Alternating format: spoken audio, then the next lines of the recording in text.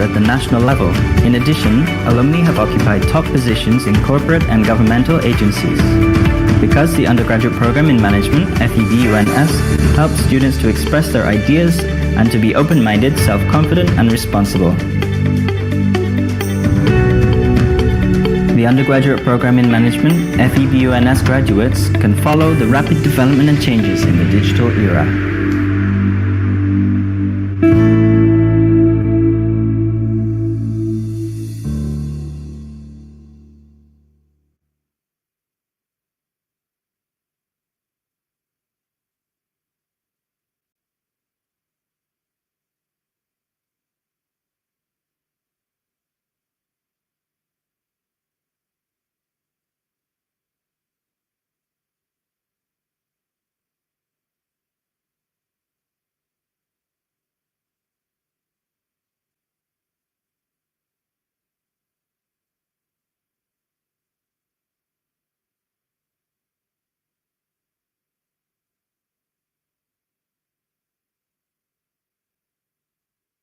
The development of technology and information affects changes in human life. Wide coverage of economic digitization demands various aspects of human life to be ready to follow global developments. People need an undergraduate program that produces a significant role for decision or policy-making processes in a company, government, state-owned enterprise, or even banking. The undergraduate program in Development Economics, FEBUNS, is present to shape competent, dynamic, and adaptive graduates who will be able to answer challenges from the job market. With a vision to be a high-performance and sustainable development economics program at the national and international levels based on the noble values of national culture. And the mission to conduct high-performance and sustainable education, research, and community service programs in the development economics field at the national and international levels, based again on the noble values of national culture. The Development Economics Program Sebelas Maret University has A accreditation at national level and has obtained a UNQA certification. Whether you choose Economics and Finance program, our program will equip you with practical knowledge, established theories, and analytical techniques that will you need in your career. The learning process can be categorized into direct instruction, laboratory, case studies, project, simulation role-play, field observations, discussion, presentation, and independent study. Online learning is also conducted to provide a more flexible learning process that can be done anywhere. The undergraduate program in Development Economics, FEBUNS, provides in-depth knowledge for students with a concentration in development planning, business and economics, resources and institution, and international monetary. In following the development of technology and information, the undergraduate program in Development Economics, FEBUNS, prepares an independent campus learning curriculum, Kampus Merdeka Pelajar. In an effort to create representative learning, the undergraduate program in Development Economics, FEBUNS, provides supporting rooms such as classrooms, discussion rooms, teleconference rooms, computer laboratory, and a hall with internet access in all campus areas and access to online academic journals and international research databases. Undergraduate program in Development Economics, FEBUNS academic staff members have strong industry and government institutions exposure, which is in line with the program's objective to expose students to real policy making and business practices. The academic staff members consist of full-time professors, full-time junior lecturers, associate professors, senior lecturers, and assistant professors. More than 70% of academic staff have successfully been selected to receive research grants from the Ministry of Higher Education and Research and the University in the last 4 years. From 2015 to 2019, our academic staff have produced 20 research projects through DICTI funds. Moreover, around 16 intellectual academic property rights have been achieved by our staff. For the success of the education program, the undergraduate program in Development Economics has developed collaborations with institutions, companies, national and international organizations, which are continuously carried out and improved. Students of the undergraduate program in Development Economics, FEBUNS, actively participate in national and international scientific and non-academic competitions, some of them successfully successfully won the competitions. Graduates of the undergraduate program in development economics can work in various fields, among others as an economist, analyst, development planner, practitioners in financial, banking and fiscal fields, appraisers of assets or projects, or as entrepreneurs. The undergraduate program in development economics is ready to shape graduates that are prepared to compete. Wabarakatuh. Good morning, dear honorable speakers, distinguished guests, ladies and gentlemen. Welcome to the international webinar, Economic Recovery and SDGs, Insight from COVID-19 Pandemic. The Honorable Rector of Universitas Sebelas Maret, Professor Dr. Jamalwiwoho SHM. The Honorable Dean, Faculty of Economics and Business, Professor Dr. Joko Suharjanto M.Com Hons. The Honorable Vice Dean in Academic Research and Student Affairs, Faculty of Economics and Business, Professor Dr. Iza Mafruhah SA MSc. Our keynote speaker, the Honorable Deputy Central Bank of Indonesia, Bapak Doni Primantono Joewono. The Honorable Deputy Commissioner and Supervisor Financial Service Authority, Bapak Muhammad Ichsanuddin. Our invited speakers, the Honorable Professor Dr. Tamat Sarmidi from Universiti Kebangsaan Malaysia. The Honorable Dr. Arianto A. Patunru from Crawford School of Public Policy, Australian National University. The Honorable Professor Dr. Rahmawati from Universitas Sebelas Maret, and all the beloved participants. My name is Amelia and I am your host today.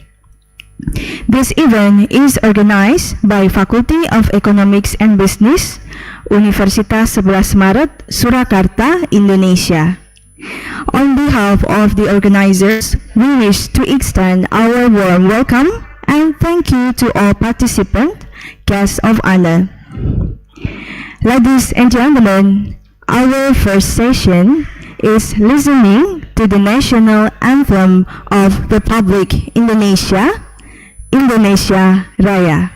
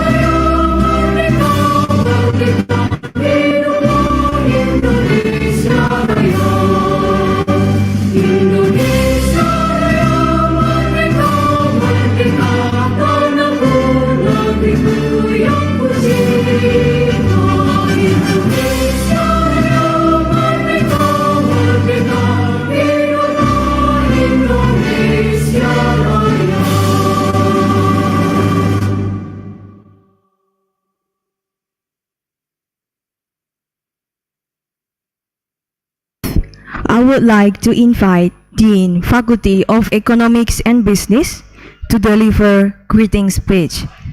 Professor Dr. Joko Suharjanto M.Com Hons, time is yours. The Honorable Rector of Universitas Sebelas Maret, the Honorable Vice Dean of Academic Research and Student Affairs, the Honorable Mr. Doni Joewono from Bank Indonesia, and Mr. Muhammad Ichsanuddin from Financial Service Authority. The distinguished speaker, the honorable participant and committees. Assalamualaikum warahmatullahi wabarakatuh. National economic recovery process in 2021 deliver a message that we should be more synergistic and optimistic about the future. The Indonesian government has taken various strategic policy and action to counter the impact of COVID-19 pandemic and advance the national economy. Moreover, the third task of all us is to deliver Indonesia toward the Sustainability Development Goal (SDG) in 2030. In particular, the scholars agent of knowledge and change are expected to be part of the process of national economic recovery and advance toward SDGs. Surprisingly, today, Facultas of Economic and Business Universitas Sebelas Maret contribute significantly to publish a wonderful international book chapter entitled Indonesia Economic Recovery After COVID-19 Pandemic, Multiple Aspect Approach. The book is written into language consist of Bahasa and English. The following agenda are international webinar and launching of second incredible, which will be held on 25 and 26 August 2022. All agenda are dedicated to celebrating the 46th anniversary of Sebelas Maret University. Faculty of Economic and Business Universitas Sebelas Maret deliver the highest appreciation to Keynote Speaker Mr. Doni Joewono and Mr. Muhammad Ichsanuddin, and the three invited speakers.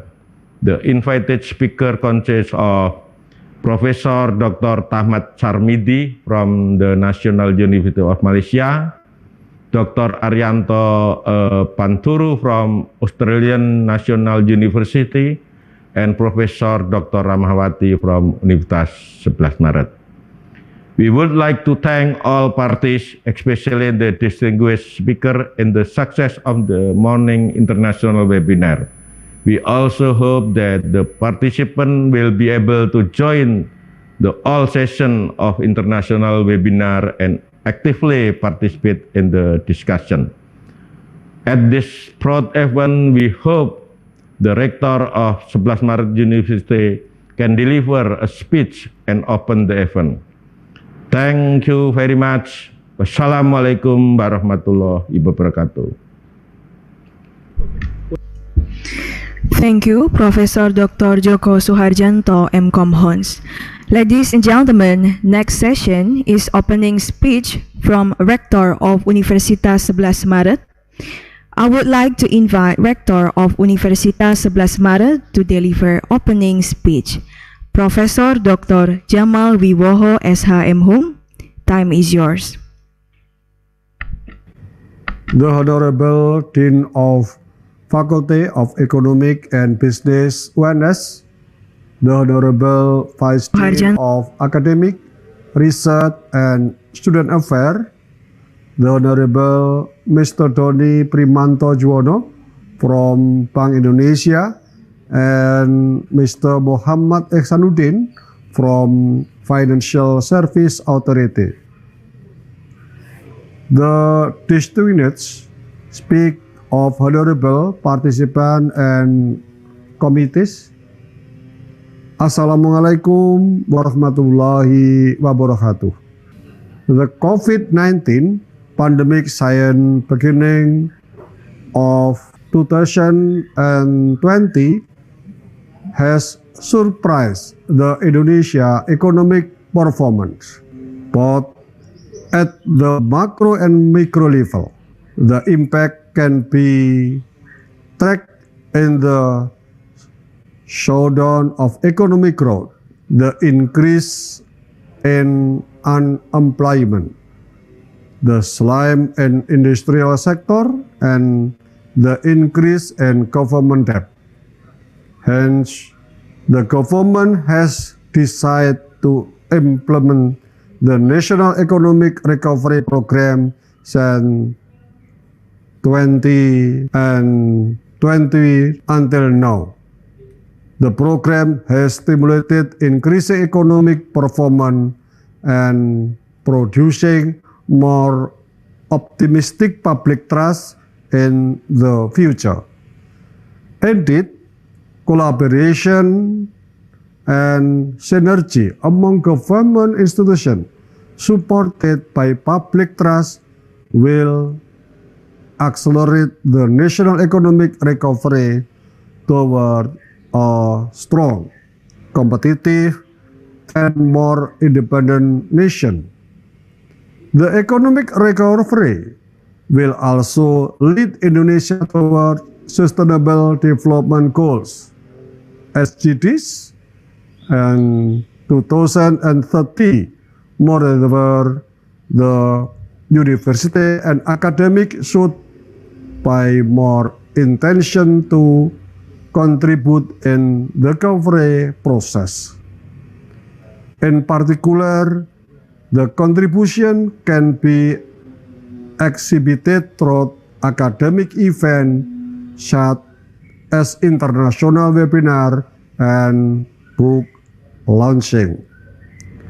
Today, Faculty of Economic and Business UNS organized 3 fruit academic event consists of book launching, international webinar, and conference launching.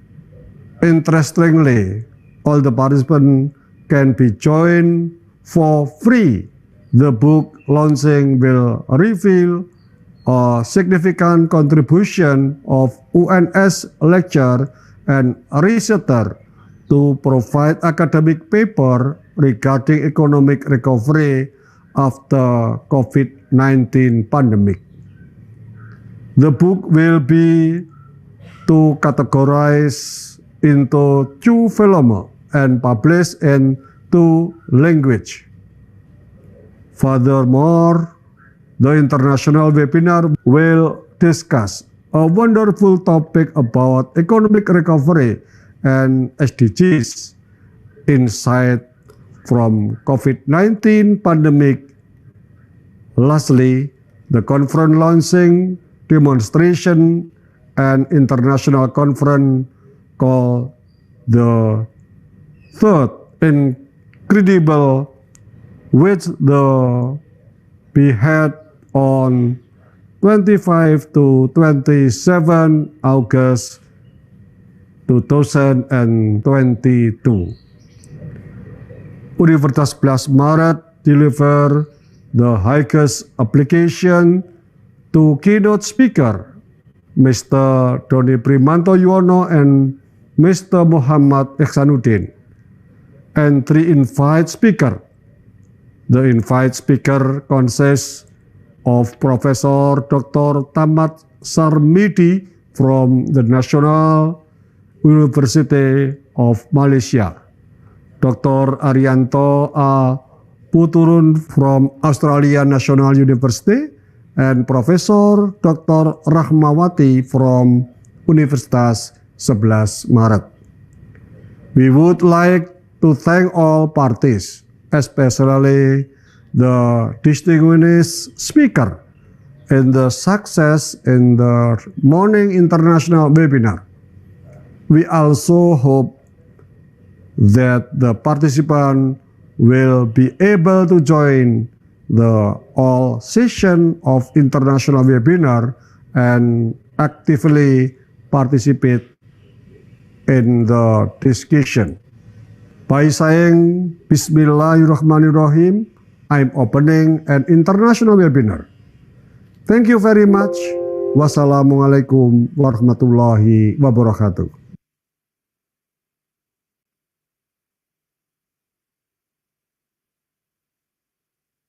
Ladies and gentlemen, there are 4 sessions in this event. First, keynote speaker session. Second, book launching. Third, main session. Fourth, launching the website of the second incredible conference. Ladies and gentlemen, the next session, allow me to introduce our first keynote speaker and book editor, Deputy Central Bank of Indonesia, Bapak Doni Primanto-Joewono. Ladies and gentlemen, please welcome Bapak Doni Primanto-Joewono. The time is yours. Distinguished speaker and panelists, Professor Dr. Jamal Wiwoho, Rector of Sebelas Maret University, Professor Dr. Joko Suharjanto, Dean of Economic and Business Faculty Sebelas Maret University, Mr. Muhammad Ichsanuddin, Deputy Commissioner of OJK, Professor Dr. Tamat Sarmidi, Professor in Economic, Universiti Kebangsaan Malaysia, Profesor Dr. Rahmawati, Profesor in Accounting Sebelas Maret University, Dr. Arianto A. Patunru, Crawford School of Public Policy, Australian National University. Honorable participant, ladies and gentlemen, Assalamualaikum warahmatullahi wabarakatuh, and a very good morning.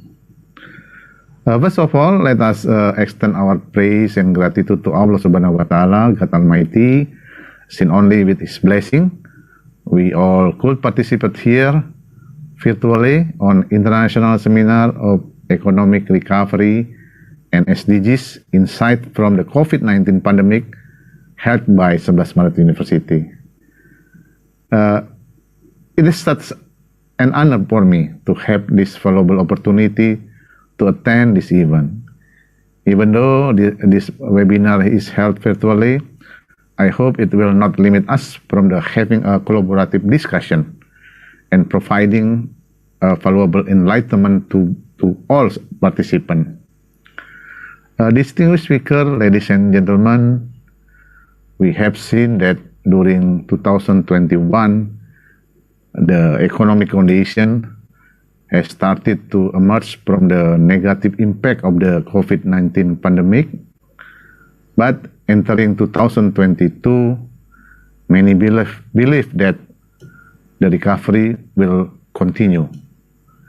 And we have to be ready to embrace the new era by living side by side with the COVID-19. However, we are also aware that there are still several aspects that should be anticipated in the future. Furthermore, the challenge is to anticipate the impact of the normalization policy which started to be implemented by some central banks around the world in 2021. However, it always hard to predict the development of COVID-19 as the virus keep evolving into the new variant.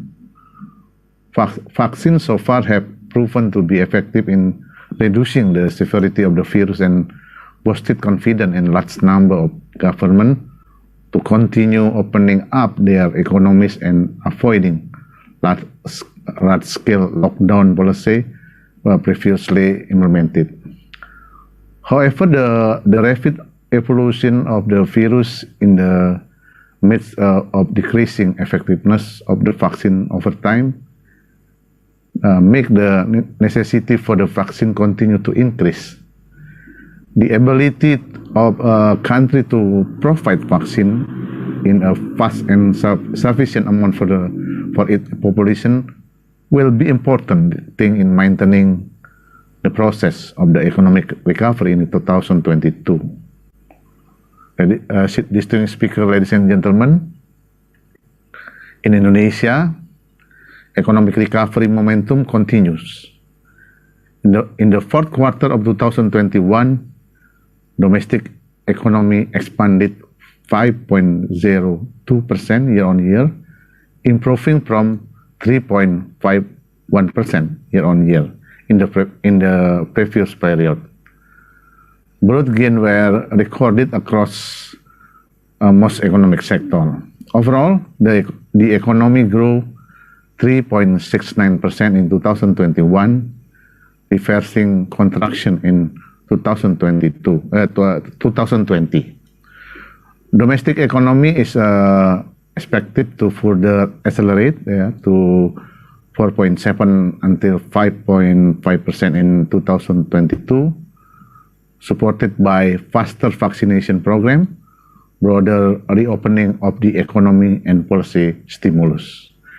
In Bank Indonesia perspective, we will direct our policy mix in 2022 toward maintaining stability by supporting national economic recovery effort. Monetary policy in 2022 will focus on maintaining stability, while macroprudential policy, payment system policy, money market deepening, as well as inclusive and green economy and finance will be geared toward reviving economic growth. Distinguished speaker, ladies and gentlemen, related to the topic how to boost economic recovery as well as maintaining Sustainable Development Goal, SDG, Bank Indonesia believes to ensure the sustainability and inclusiveness of the recovery, economic structure needs to be continuously strengthened. We need support from a strong current account structure underpinned by a robust manufacturing sector, which can be achieved by developing higher value added downstream industry. And I will give some example how downstreaming industry such as mineral could impact to target economic recovery and supporting SDG. Downstreaming of the mineral resources is necessary for the three main reasons. First, the formation of the downstream industry will create higher value added, thereby supporting the export and making Indonesia more connected to the global value chains. Second, the creation of downstream industry will reduce import dependency of higher value added manufacturing product. And then the third, the development of higher value added industry will form a domestic linkage with supporting industry, thereby achieving a more inclusive growth.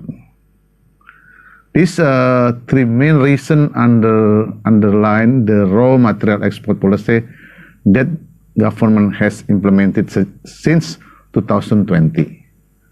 Going forward, downstream of the mineral resources will also benefit the transition toward greener economy, considering that product of downstream industry such as nickel are the main input for the product that supported green transition.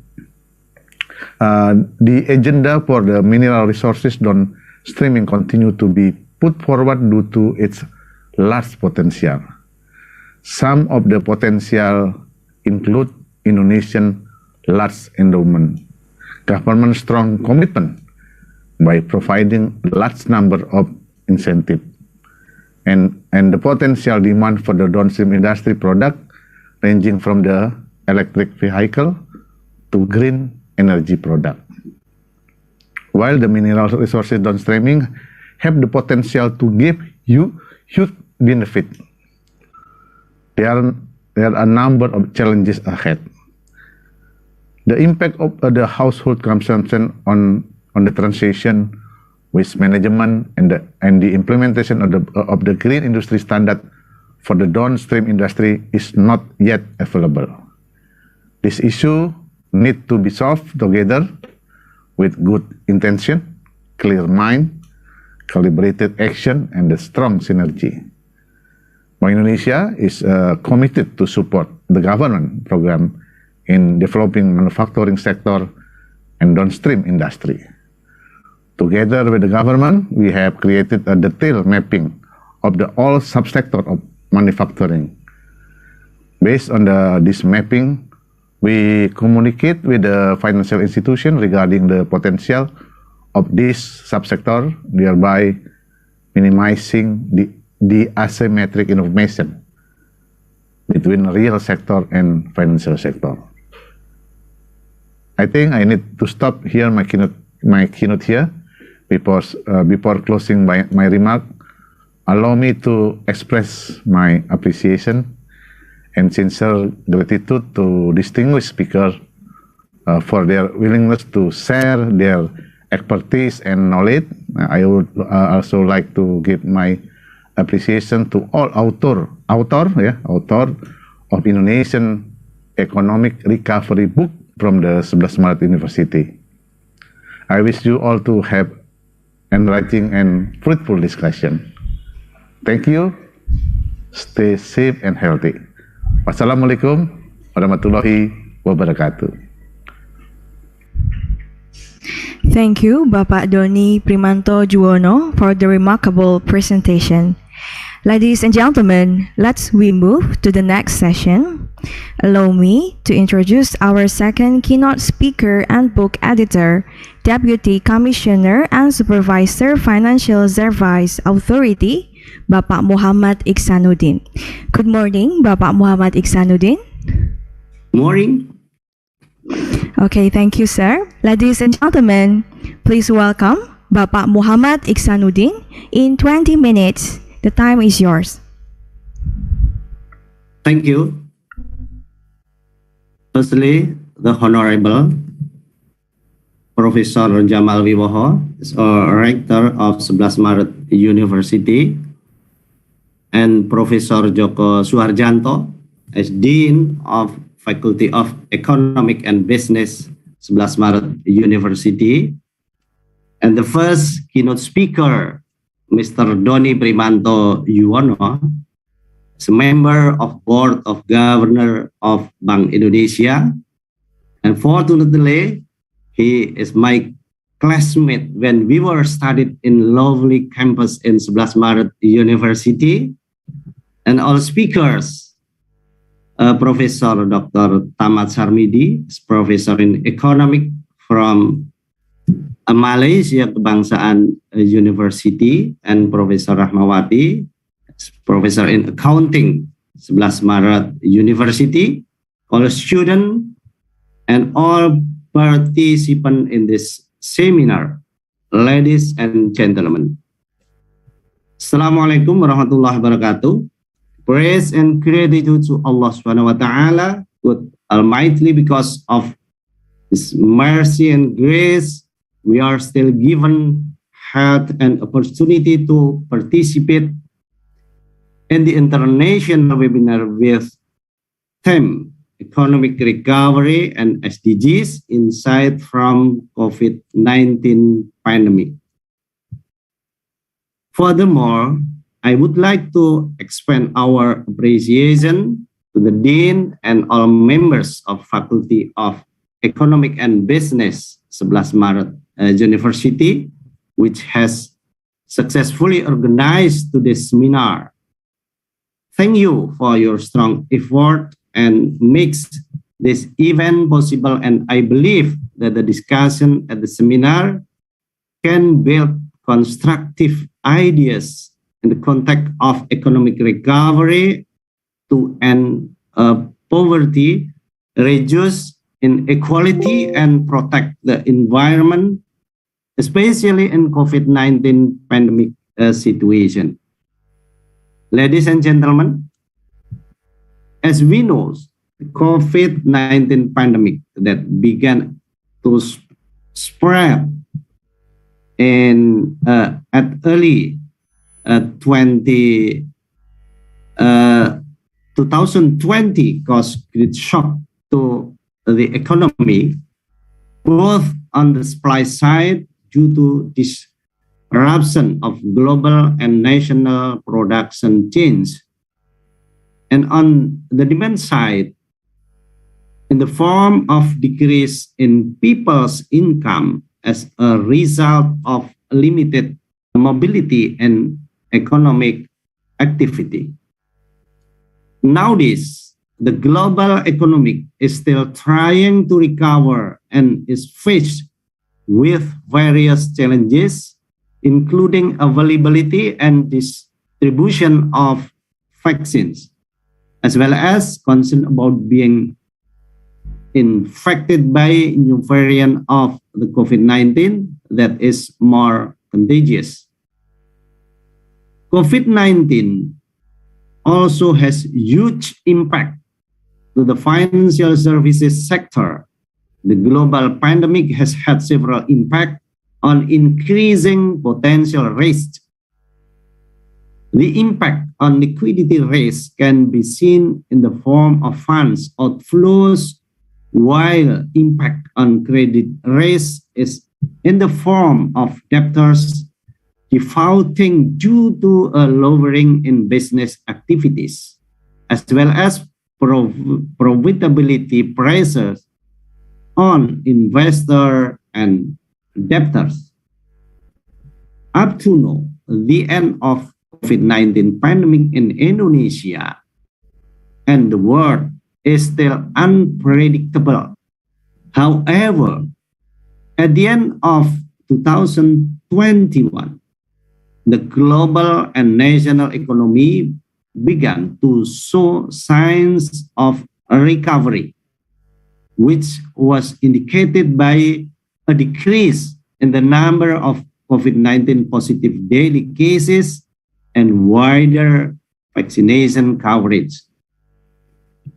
As a result, people mobility has also started to move up to the pre-pandemic level, especially the movement toward economic centers such as mall, restaurant, and recreation centers. The economic recovery certainly has positive impact on the performance of non-bank financial institution sector, which has also proven to be quite resilient in dealing with the impact of COVID-19. Ladies and gentlemen, let's look some indicators in three biggest industry and non-bank financial institution sectors. For example, insurance, finance company, and pension fund. Although there are several problems in insurance industry, in general, the insurance sector performance is still quite good. Commercial insurance premium income in 2021 reached 284.42 trillion rupiahs, increase 3.07% year on year.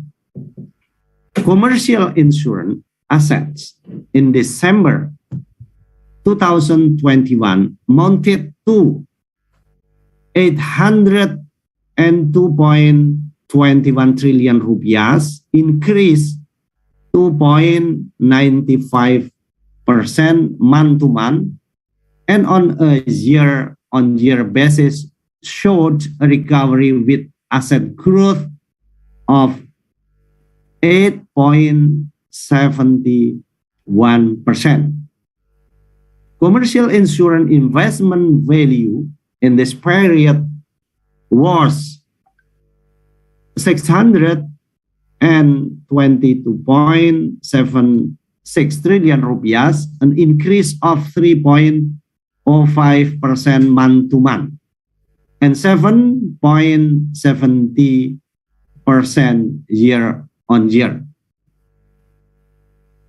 December 2021 financial data on finance companies shows that this industry was still affected by the COVID-19, which can be seen from the decline in year-on-year asset minus 5.03%, while month-to-month increased 0.07%. In line with these asset indicators, finance company receivable decrease year-on-year is minus 1.49% and increase month-to-month 0.48%. 47%.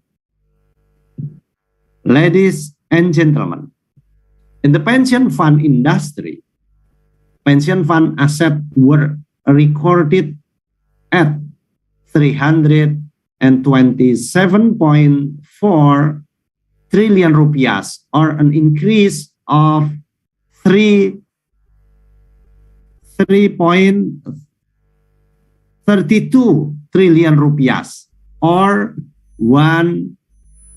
growth 1.03% month to month. Pension fund assets continue to increase due to an increase in investment asset of 1.22% month to month. Pension fund was recorded at 316 trillion rupiah, or an increase of 3.82 trillion rupiah. In terms of capital, non-bank financial institution also has a relatively good capital level. The risk-based capital of insurance companies was maintained above the threshold, namely 539% for life insurance and 327% for general insurance and reinsurance. The non-performing financing of financing company is still maintained below 5%, which is 3.53% in December 21. In response of this condition, OJK consistently conduct assessment toward the economy and financial services sector alongside with the government and other relevant authorities as well as stakeholders in order to maintain financial system stability and encourage acceleration of national economy recovery momentum. Ladies and gentlemen, one of the potential impact of the tapering off policy that might occur is an increase in the yield of securities in the advanced economy, which in turn can trigger capital outflows from financial market in developing countries. As a result, and the implementation of this policy can also trigger a decline in the value of financial assets in developing countries. Therefore, we all need to move quickly to take preventive action to reduce the impact of the tapering off. In the supervision aspect, OJK will ask business players to collect lessons learned from the impact of taper tantrum that occurred in 2013, and then conduct stress testing to see how far the impact of this tapering off policy on the company's financial condition. If the result of stress testing show a projection that tapering off has the potential to have a significant impact, the Stern company needs to take further steps by rebalancing an investment asset portfolio and or preparing a capital buffer required to absorb and the impact of tapering off while at the same time maintaining the stability of the company's financial performance. Ladies and gentlemen, the application of social distancing and mobility during the pandemic has created an ideal condition to implement the digitalization in various fields from the perspective of business player, the use of technology to support business process, present and opportunity to reach the market more effectively and efficiently. In the insurance industry, for example, Swiss Re Institute survey shows that the level of consumer acceptance of insurance product marketed through digital platform in several Asian countries is quite significant, reaching more than 70% of the respondents. Meanwhile, in the context of digitalization on a national scale, the survey result of Asosiasi Penyelenggara Jasa Internet Indonesia, or APJI, also shows that the internet penetration rate Indonesia during 2019 until 2020 reached 73.7% of the total population. Ladies and gentlemen, the potential for declining economic condition due to the COVID-19 pandemic must be anticipated strongly by all stakeholders. OJK has and will issue policy as an effort to maintain the momentum of improvement and stability of non-bank financial institution performance and to avoid potential chaos and the end of the counter-cyclical policy due to impact of the special of COVID-19 for NBFIs. The aim of this regulatory approach is that all activities in financial services sector can grow in a sustainable and stable manner to encourage financial services contribution to the national economy through the accumulation of long-term fund for economic development. To conclude my speech, I would like to thank once again to the committee and all speakers who have been willing to attend the international webinar program with theme Economic Recovery and SDGs, Insight from COVID-19 Pandemic. Hopefully, Indonesia and all countries in the world can survive and get through this COVID-19 pandemic situation. Thank you. Wabillahi taufiq wal hidayah. Assalamualaikum warahmatullahi wabarakatuh. Thank you, Bapak Muhammad Ichsanuddin, for the outstanding speech. Ladies and gentlemen, the next session is book launching with title Pemulihan Ekonomi Indonesia Pasca Pandemi COVID-19, Pendekatan Multi-Aspek. Indonesia Economic Recovery After COVID-19 Pandemic, Multi-Aspect Approaches. Book editors, Bapak Doni, Primantono, and Bapak Muhammad Ichsanuddin. Let's rewatch the book launch show. We'll start in 3, 2, 1.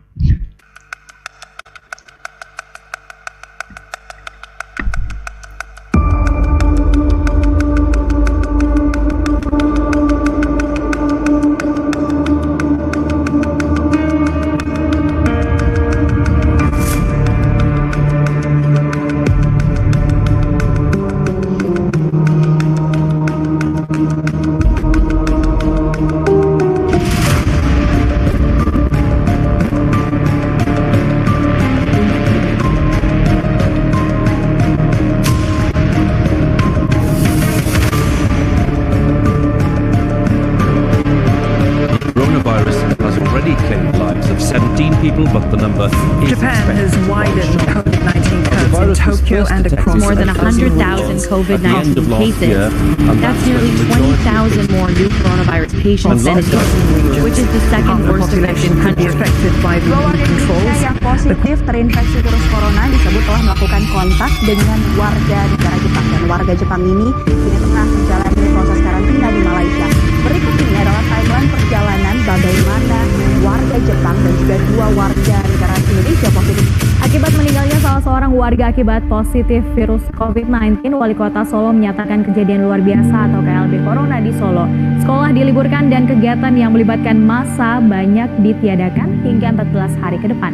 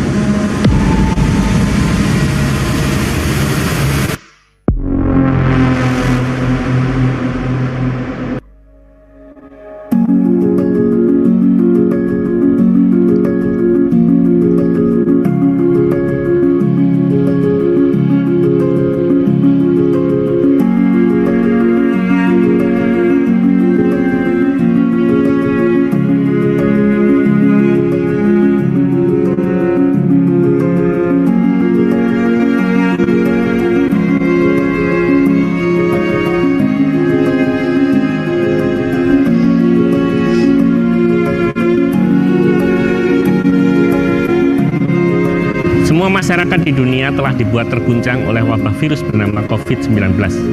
Covid-19 tidak hanya menyebabkan krisis kesehatan, tetapi juga krisis ekonomi. Covid-19 telah menekan berbagai sisi kehidupan masyarakat, baik aktivitas ekonomi dan non-ekonomi, menuju tatanan kehidupan yang baru. Pada tingkat makro, Covid-19 memaksa kinerja perekonomian lebih terkontraksi. Lebih lanjut, di tataran mikro, banyak literatur mengungkap bahwa pelaku usaha telah menderita penurunan tingkat produksi dan penjualan secara signifikan, serta terpaksa melakukan pemutusan hubungan kerja. Covid-19 memberi pelajaran berharga, yaitu tatanan kehidupan baru atau new normal bagi pemerintah dan masyarakat, meliputi kesadaran akan praktik hidup sehat, lebih meningkatkan sinergi bauran kebijakan ekonomi, digitalisasi aktivitas sehari-hari, dan kesadaran untuk tidak berkerumun di tempat publik.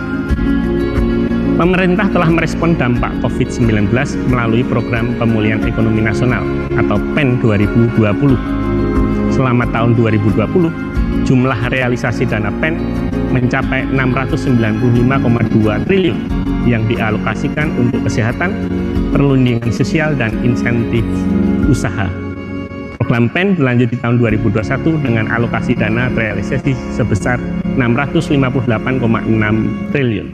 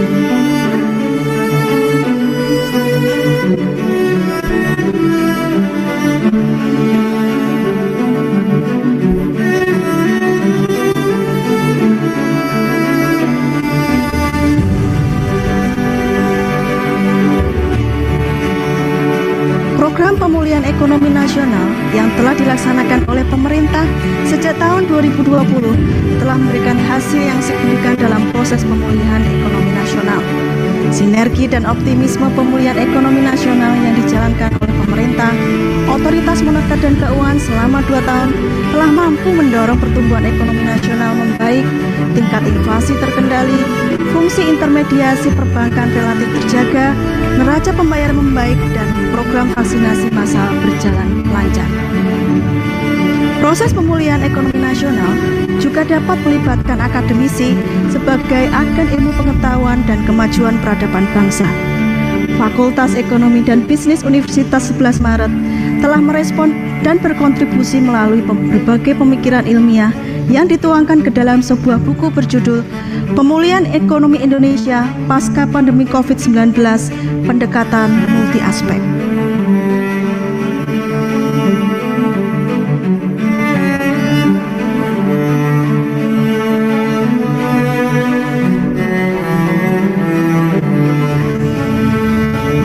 Volume 1 menguraikan beberapa pemikiran tentang kebijakan makroekonomi, kebijakan makroprudensial, pengembangan industri terutama UMKM, dan tata kelola pemerintah daerah selama pandemi COVID-19. Buku volume 2 mengungkap beberapa pemikiran tentang kebijakan fiskal, terutama utang Indonesia, pemasaran produk UMKM, jaminan kesehatan nasional, destinasi wisata super prioritas, pekerja perempuan, dan pemberdayaan ekonomi desa.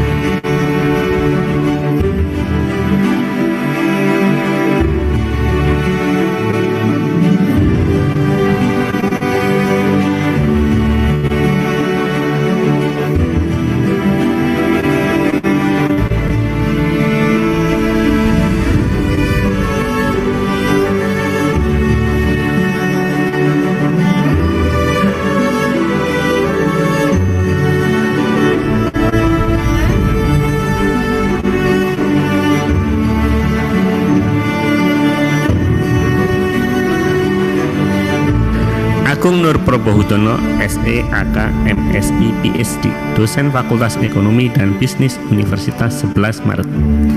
Arif Rahman, SE, AK, CA, mahasiswa program Magister Manajemen, bekerja di Otoritas Jasa Keuangan Kediri. Profesor Dr. Asri Laksmiriani, MS, dosen Fakultas Ekonomi dan Bisnis Universitas 11 Maret. Dewi Ismoyawati, SE, MEC, Dev, dosen Fakultas Ekonomi dan Bisnis Universitas 11 Maret. Profesor Dr. Andes Joko Suharjanto, MKom, PhD, AK, CA, dosen Fakultas Ekonomi dan Bisnis Universitas 11 Maret. Profesor Dr. Huni Sri Runing Sawitri, SE, MSI, dosen Fakultas Ekonomi dan Bisnis Universitas 11 Maret. Profesor Dr. Iza Mafruhah, SE, MSI, dosen Fakultas Ekonomi dan Bisnis Universitas 11 Maret. Khairuddin, SE, MSAK, dosen Fakultas Ekonomi dan Bisnis Universitas Lampung. Profesor Lau Xiong Ho, PhD, Professor in Economics at the Department of Economics, School of Business and Economics, Universiti Putra Malaysia, Malaysia. Leni Ainiyah SE, mahasiswa Magister Manajemen, bekerja di Otoritas Jasa Keuangan Kediri. Dr. Leni Noviani, SPD, MSI, dosen Fakultas Keguruan dan Ilmu Pendidikan, Universitas Sebelas Maret. Liana Ciptowati, SH, mahasiswa Magister Manajemen, bekerja di Kantor Perwakilan Bank Indonesia Kediri. Malik Cahyadin, SE, MSI, PhD Candidate in Economic, dosen Fakultas Ekonomi dan Bisnis Universitas Sebelas Maret. Nurlin Khalid, PhD, MEC, BEC, Associate Professor in Economic at the School of Economic, Faculty of Economic and Management, the National University of Malaysia, Malaysia. Nurul Istiqomah, SE, MSI, dosen Fakultas Ekonomi dan Bisnis Universitas Sebelas Maret. Profesor Dr. Rahmawati, MSI AK, dosen Fakultas Ekonomi dan Bisnis Universitas Sebelas Maret. Riana Miranti, PhD, Associate Professor at Canberra School of Politics, Economics and Society, University of Canberra. Dr. Samsi, MSI, dosen pada Prodi Ilmu Administrasi Negara, FISIP Universitas Surakarta. Dr. Andes Sudarsana, PhD in PD, dosen S1 Sosiologi, Fakultas Ilmu Sosial dan Politik, Universitas Sebelas Maret. Dr. Andes Supriyono, MSc, dosen Fakultas Ekonomi dan Bisnis, Universitas Sebelas Maret. Tamat Sarmidi, PhD, Associate Professor in Economics at the School of Economics, Faculty of Economic and Management, the National University of Malaysia. Tri Mulyaningsih, SE, MSI, PhD, dosen Fakultas Ekonomi dan Bisnis Universitas Sebelas Maret.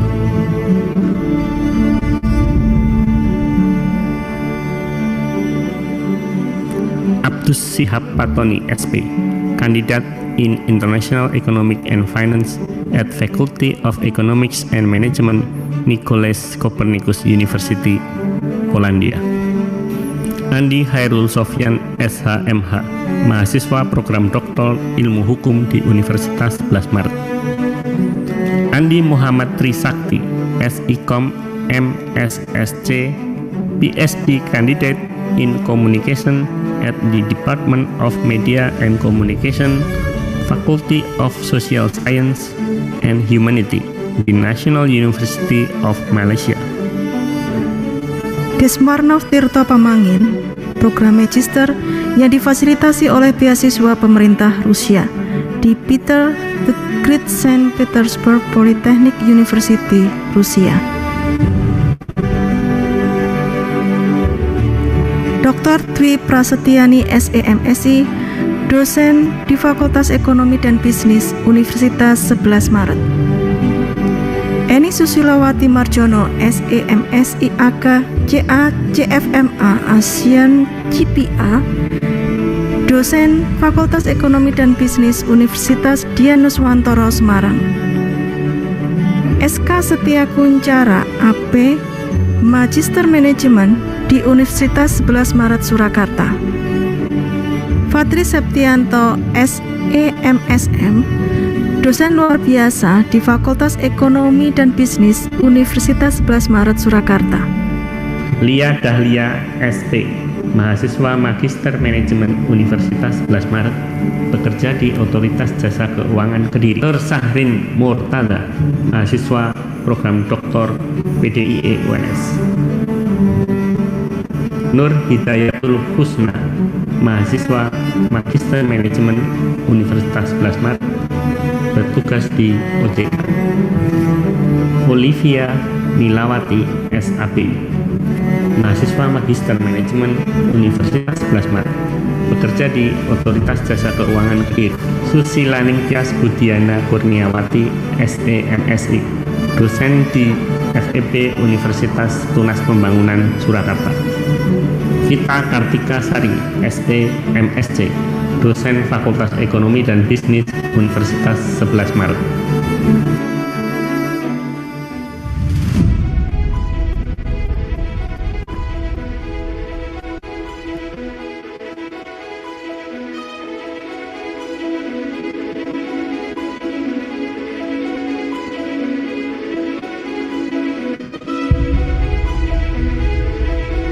kasih Prof. Ini buku Pemulihan Ekonomi Indonesia pasca pandemi Covid yang ditulis dari penulis 5 benua dan editornya adalah alumni hebat kita, Pak Doni Joewono, Gubernur Bank BI, dan Muhammad Ichsanuddin itu juga Deputi Gubernur OJK.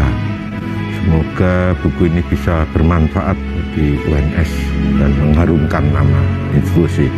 Baik, terima kasih Pak Dekan Fakultas Ekonomi dan Bisnis Profesor Joko Suharjanto atas pemberian buku Pemulihan Ekonomi Indonesia pasca pandemi Covid-19. Semoga buku ini bermanfaat bagi mereka yang membaca, khususnya dalam rangka pemulihan ekonomi setelah COVID-19. Amin, amin, amin. Iya, Pak. Terima kasih, Pak.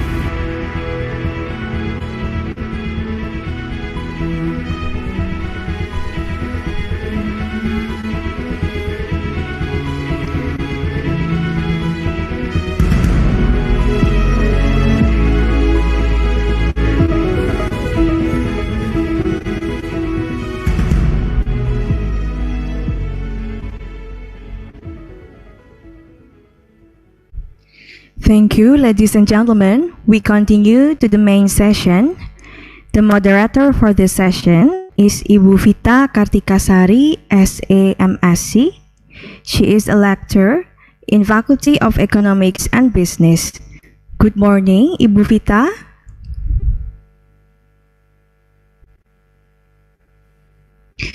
Good morning, Ibu Vita.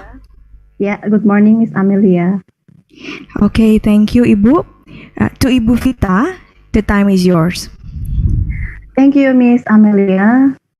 Good morning, lecturers and honorable all participants of the seminar.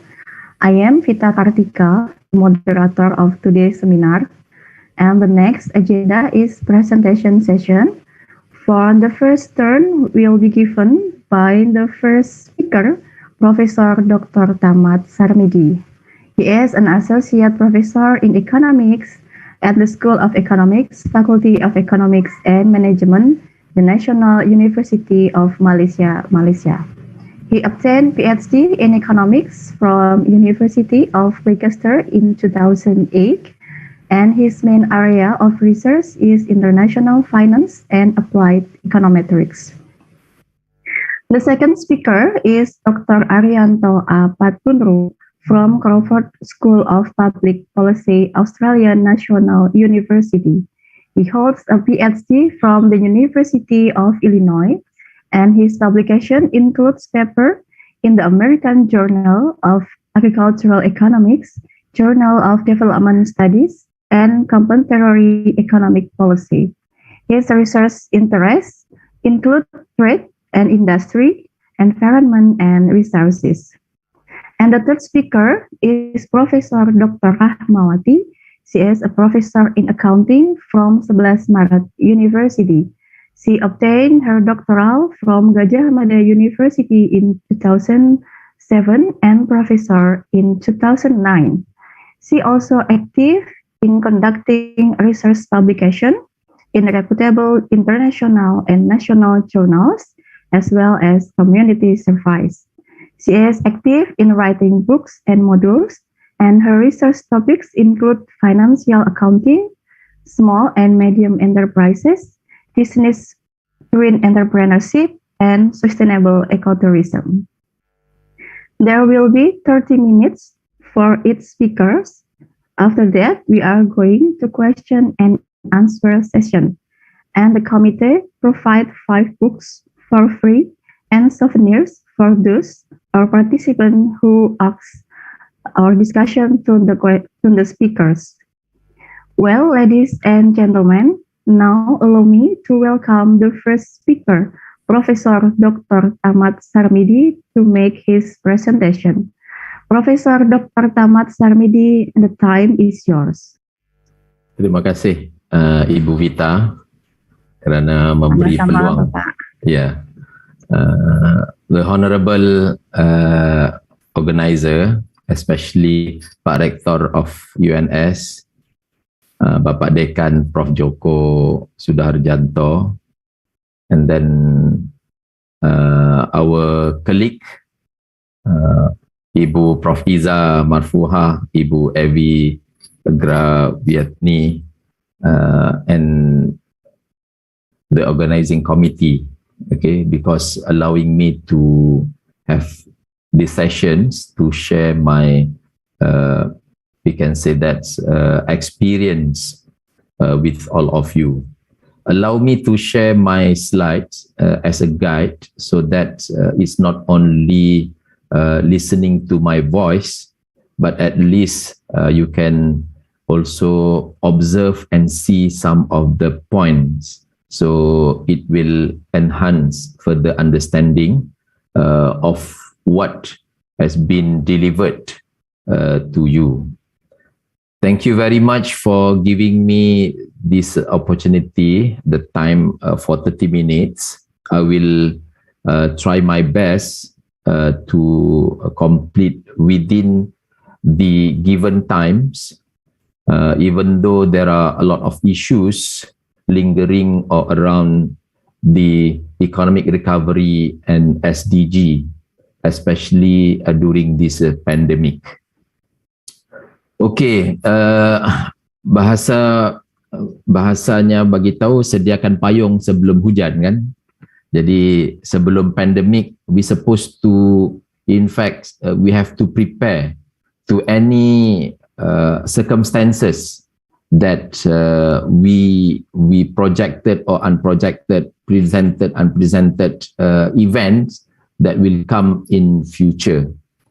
So with that, we understand that this pandemic is really, we can say that on the positive side, on the negative side, but we can say that pandemic is a good, we call it a phenomenon, event that can teach us that everything what we plan or what we want to have may not being materialized, because this world is not under our full control.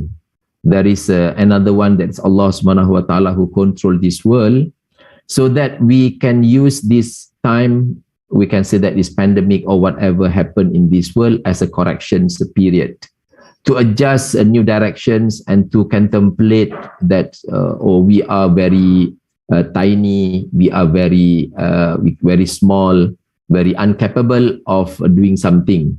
But nevertheless, to note that with that, what do you call it, belief, doesn't mean that we have to rely totally on what's going to happen. We need to strive and we need to make some effort.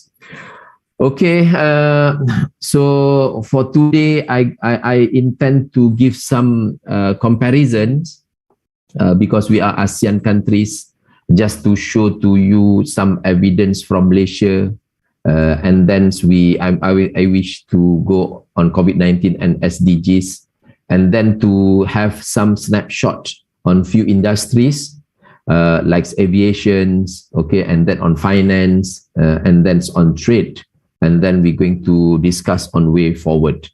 Okay, so for a snapshot, we can see that pandemic has created a lot of, we can say that undesirable outcome, even though we projected to have a very stable and good economy.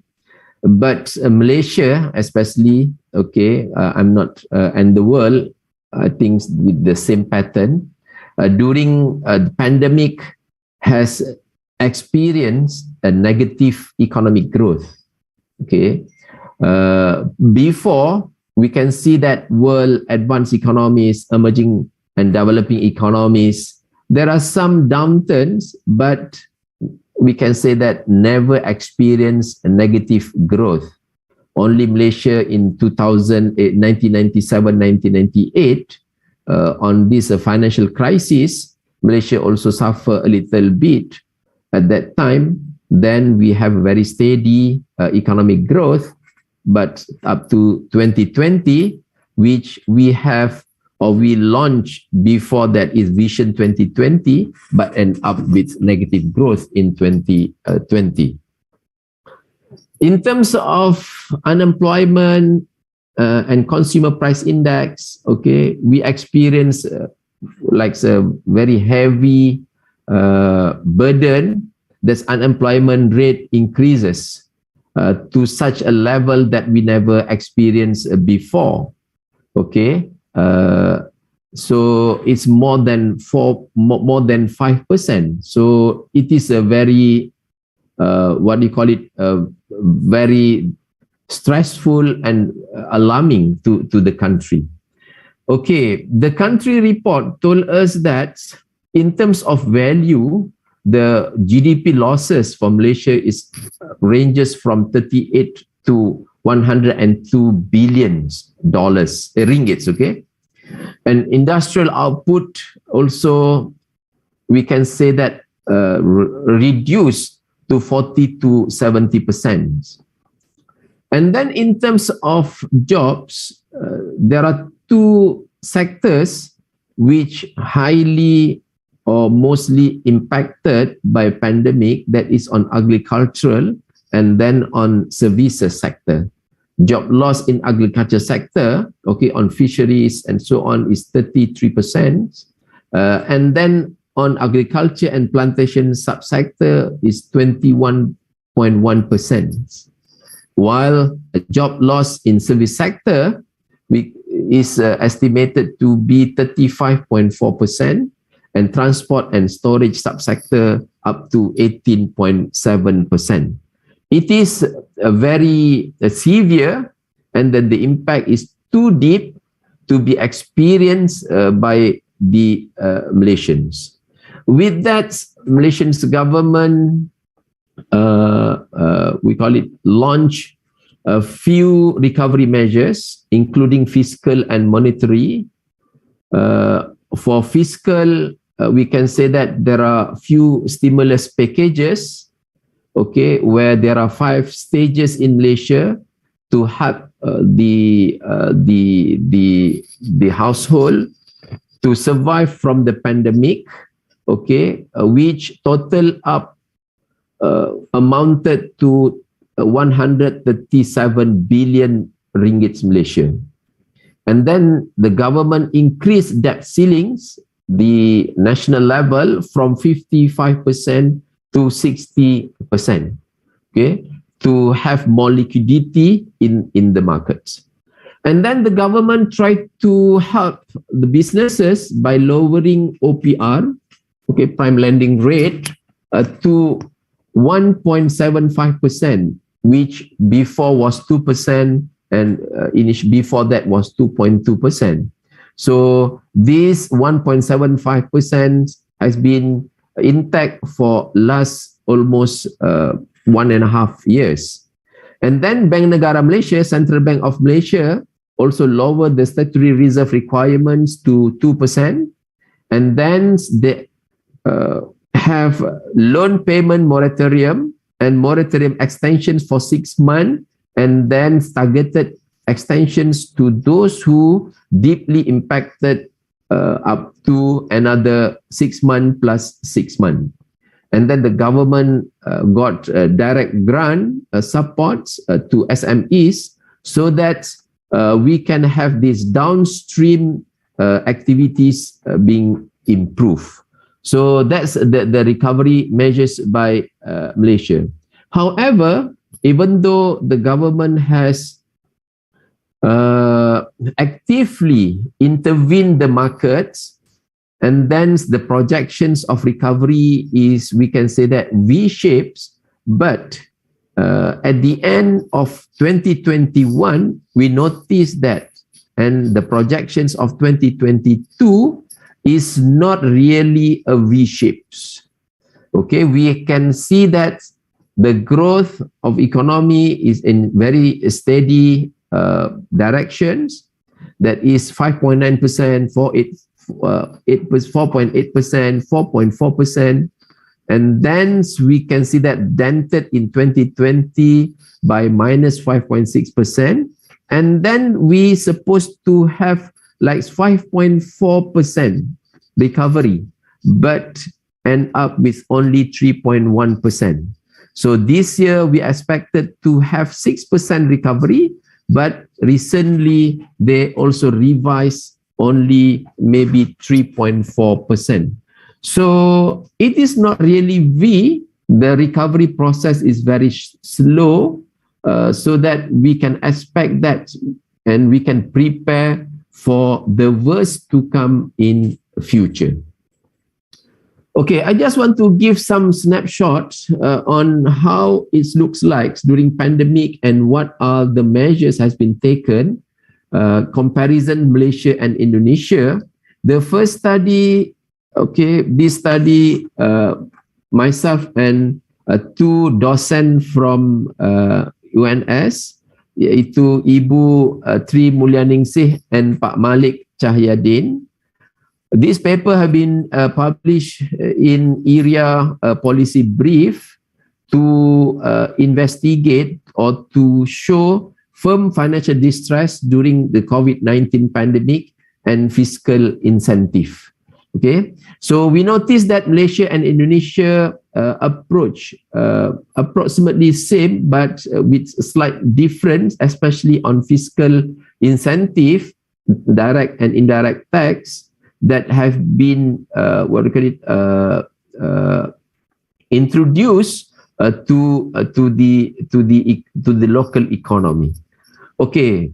This study, we capitalize on the Altman Z-score, okay, which we can say that to see the risk of bankruptcy, okay, and then we notice that by having these data sets from 2015 to 2020, the Altman Z-score, okay, the lower the Z-score means the higher the risk. And the higher the score, the lower the risk. Okay, for the Z-score, we notice that all firms combining Malaysia and Indonesia, the trend is decreasing, especially in 2020, is further deepened to 6.34%. And then we notice that the other indicators, for example, leverage, also increases from 0.22 to 0.26.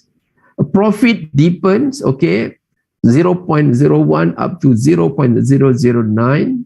And then financial distress increases initially from 24%, 29%, but like spike, okay, at 2020 by 36%.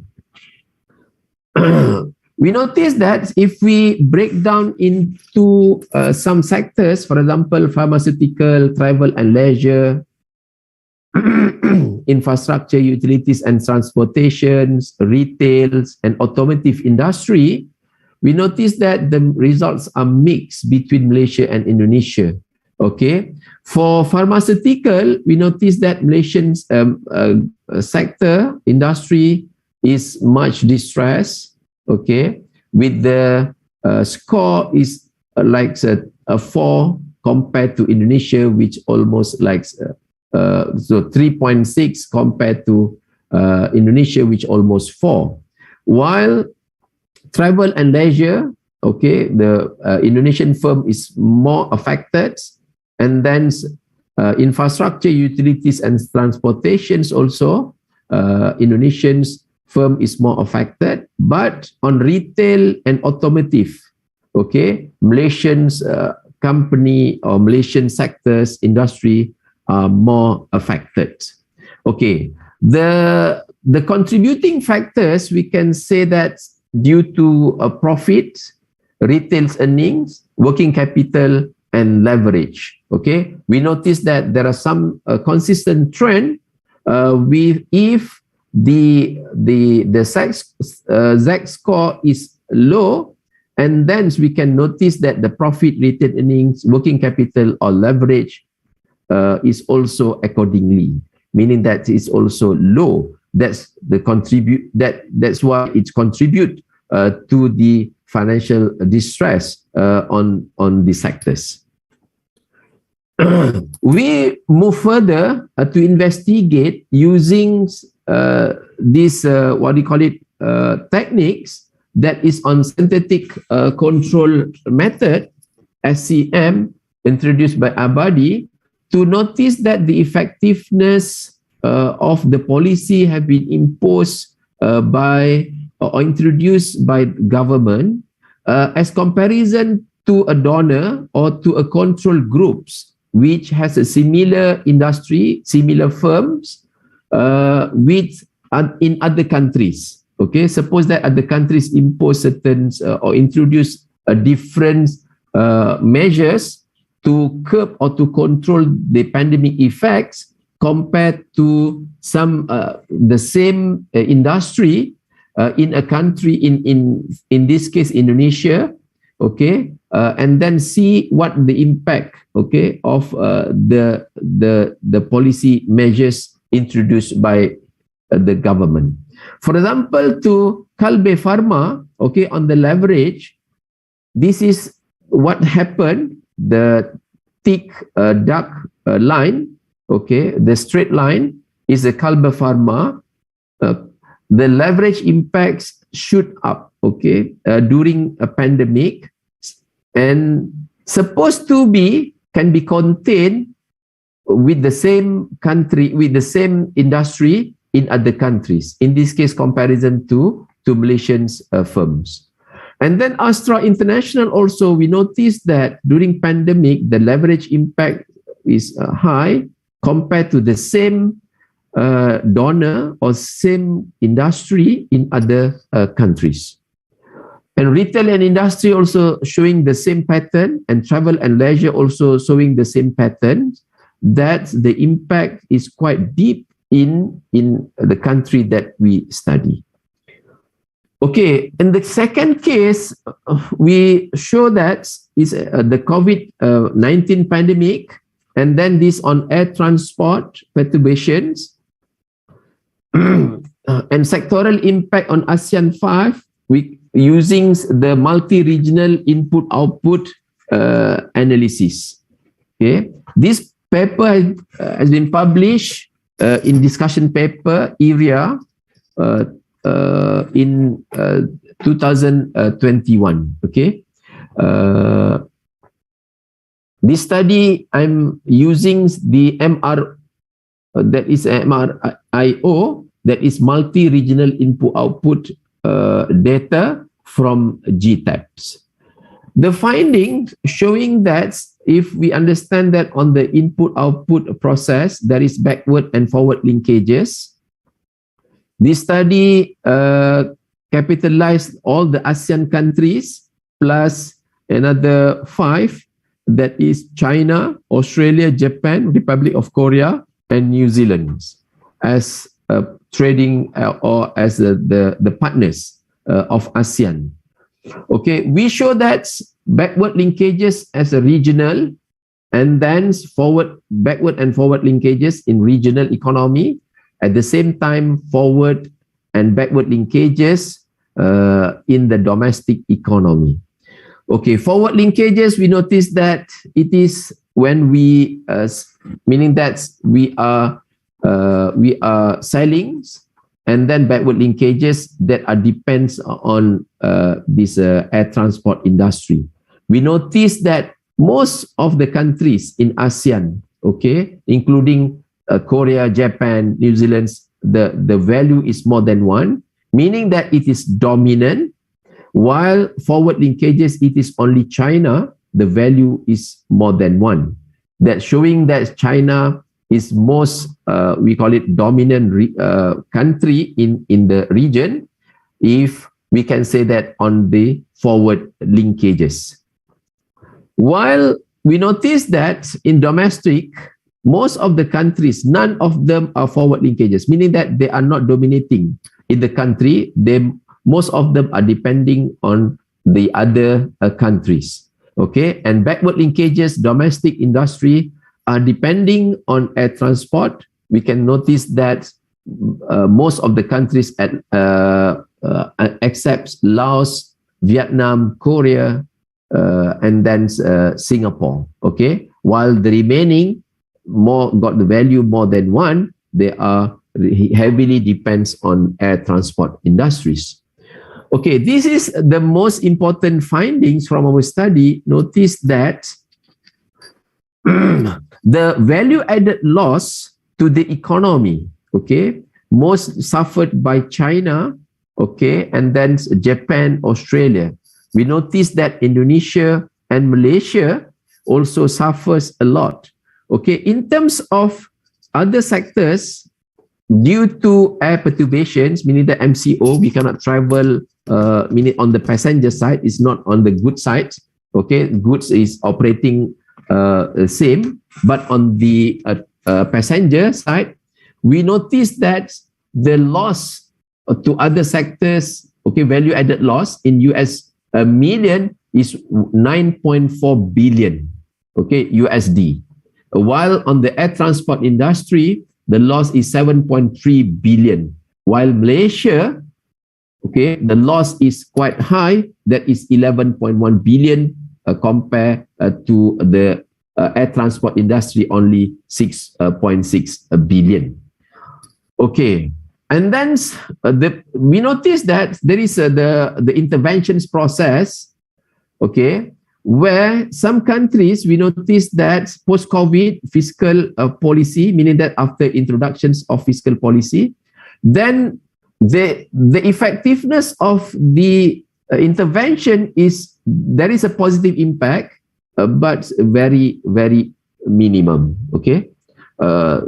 This also showing that post-COVID and post-fiscal and monetary policy, the impact is there, but very minimum, meaning that the pandemic has very deep impact to the economy.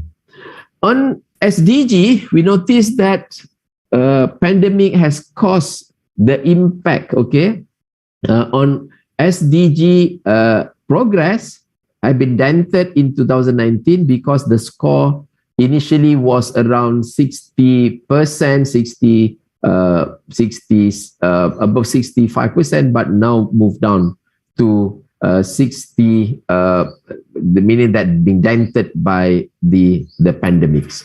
Similarly to the spillover effects, that we noticed that, excuse me,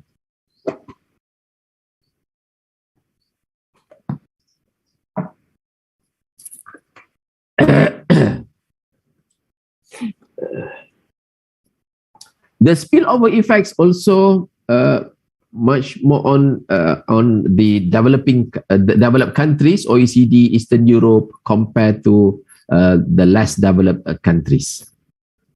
Okay, from this SDG report 2021, we noticed that out of these 17 SDG, and then all of these 17 SDG highly impacted by COVID-19. For example, no poverty. Okay, the poverty has increased by 7%. For example, zero hunger. Notice that child malnutrition increased up to 22%. Okay, and then the remaining of the impact also got the same pattern. Okay, for example, quality of education, 9% of children in grade 1 to 8 fell before minimum reading proficiency. So if that's the case, then we notice that the impact is severe, and then the projections of 2030 goals of this SDG may daunted, and it is a very heavy task to achieve those goals in 2030. Okay. And then particularly, this is our study that's look into SDG and trade. Okay. This study is on the sustainable productions, non-tariff measure.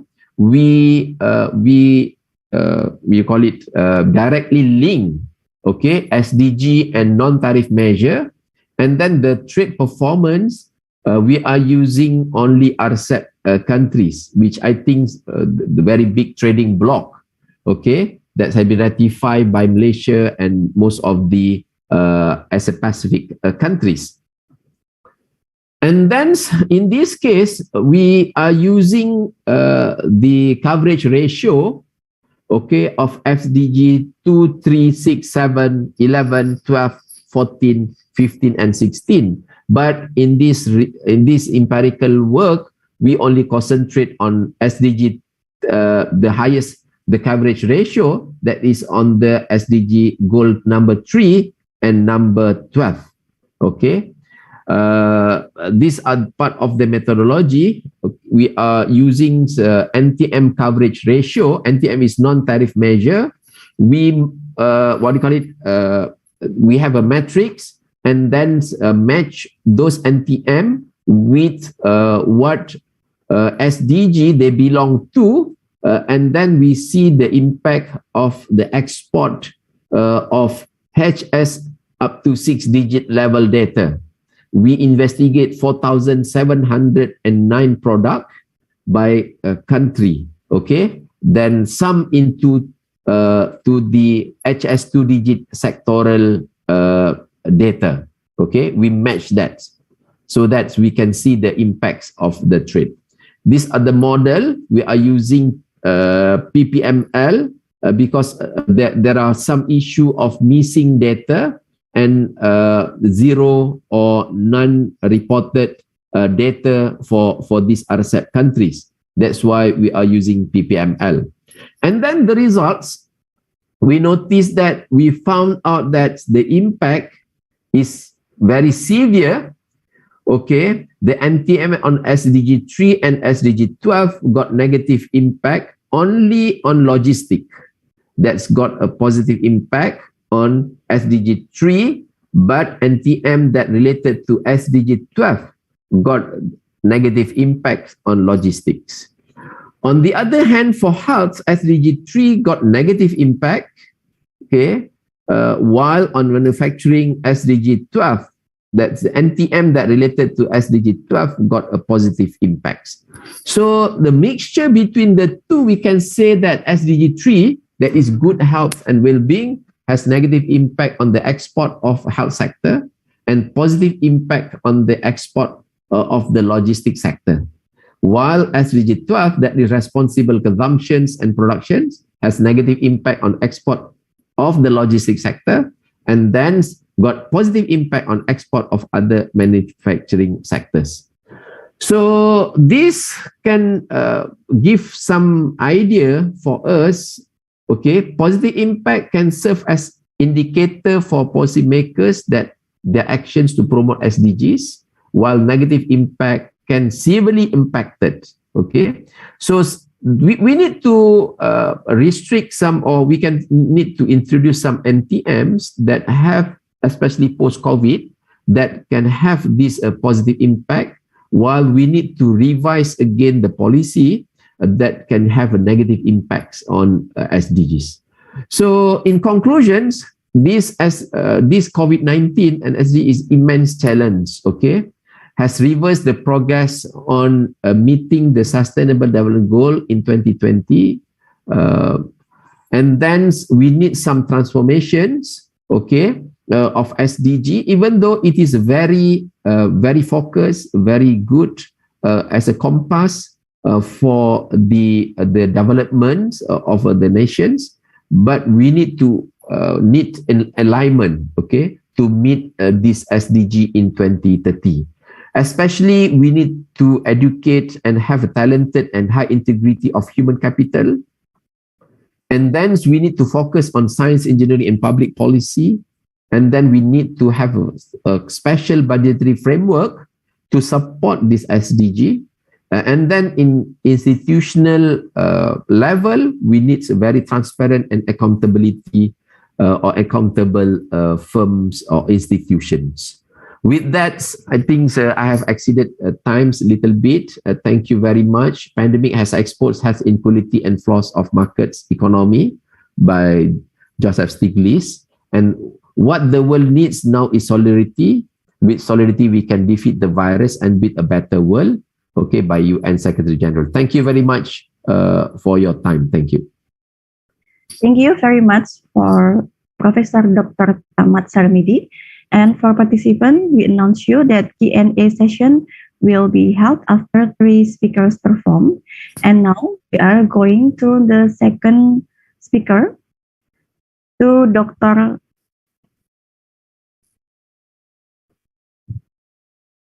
Sorry.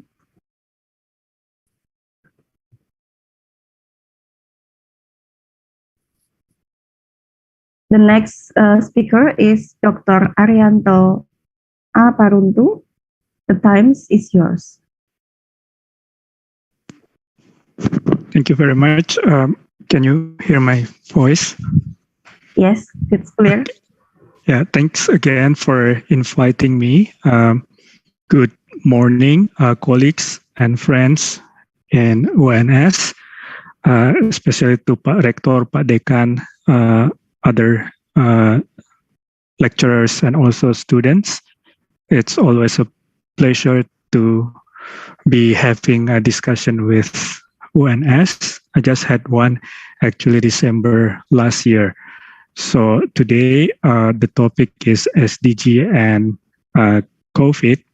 So let me start by sharing my screen.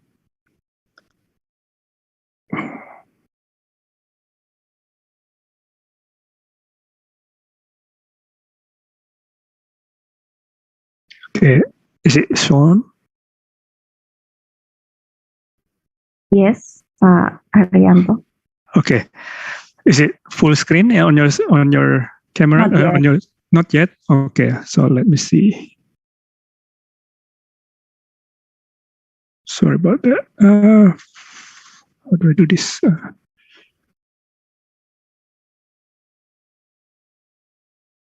Full screen. Okay. Is it good now? Yes. Okay. Thanks.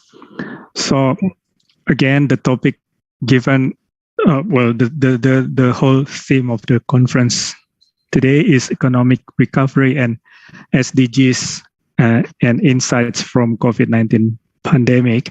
So I will not dwell too much on the economic dimension like what I did in December, but I will go straight to SDGs. And even that, I think you don't have too much time to talk about all the aspects of SDGs, the 12 of them. So I will just focus on some of the goals that are listed as SDGs. But first, I'd like to step back a little bit on the sustainable development, right? Because SDGs, of course, is Sustainable Development Goals. So I think it is important, especially for students, to remember again why we talk about sustainable development. So we know that the precursor to this SDGs is, of course, the Sustainable Development Conference that gave birth to the what we know as Brundtland Commission report in 1987, where they had this definition about sustainable development, and that is development that meets the needs of the present without compromising the ability of future generations to meet their own needs. I think it's important to keep that in mind. So there are three key words there: needs, presence, and future, right?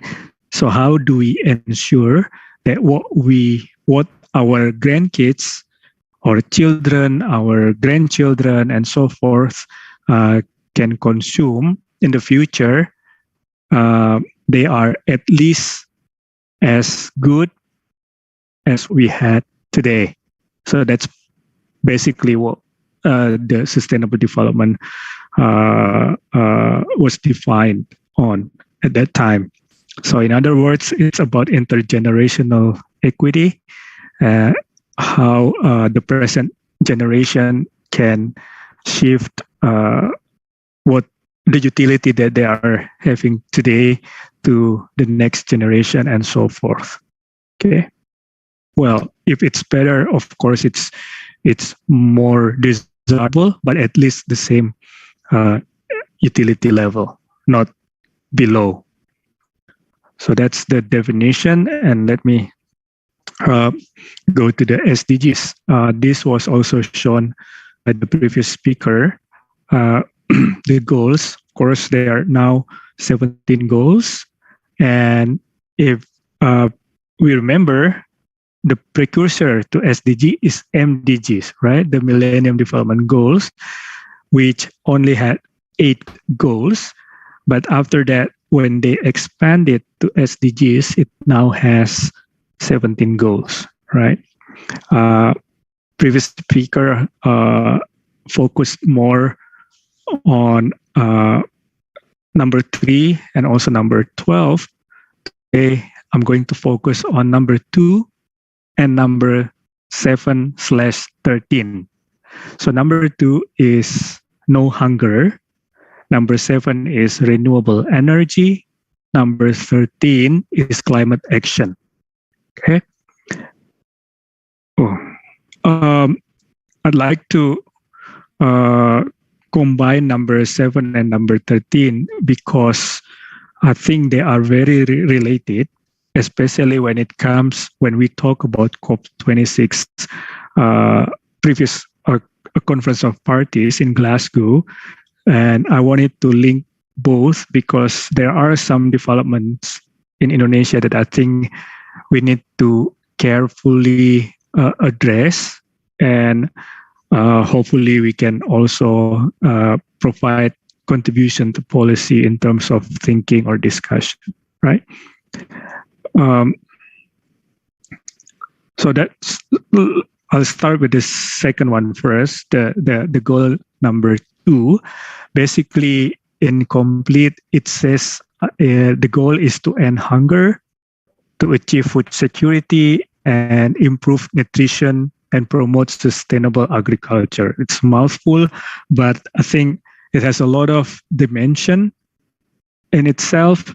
But one of the most important ones, I think that I will also discuss further, is about food security, right? So before COVID-19, there has been a rise in measurements of food insecurity.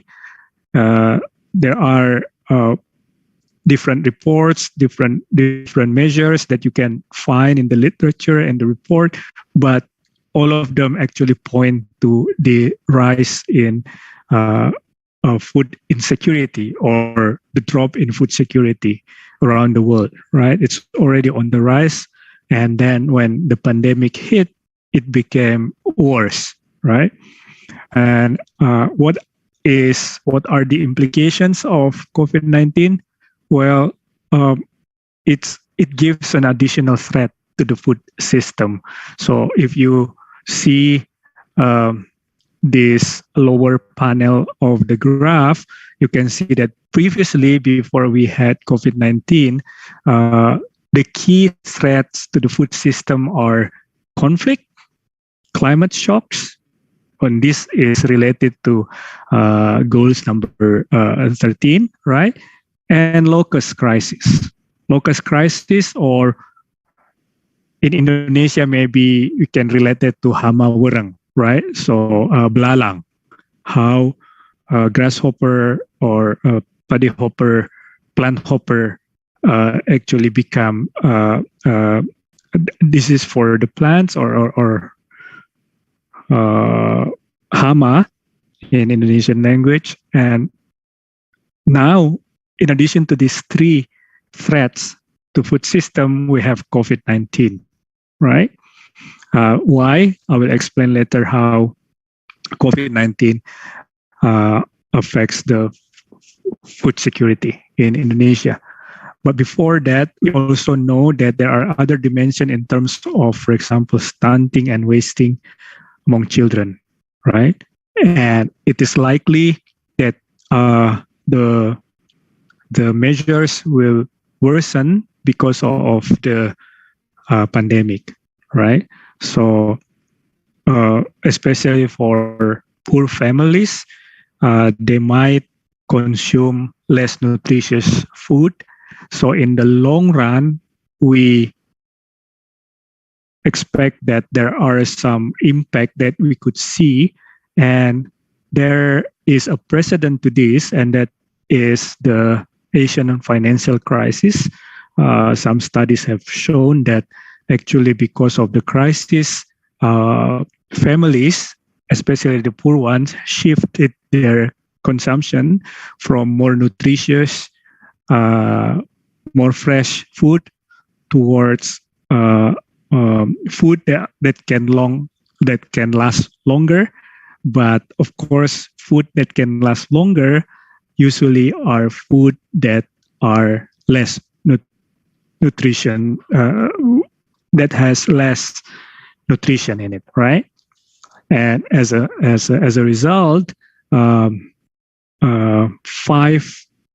10, 15 years after that, we can see some long-term, mid to long-term impact in the form of more stunting and wasting among children.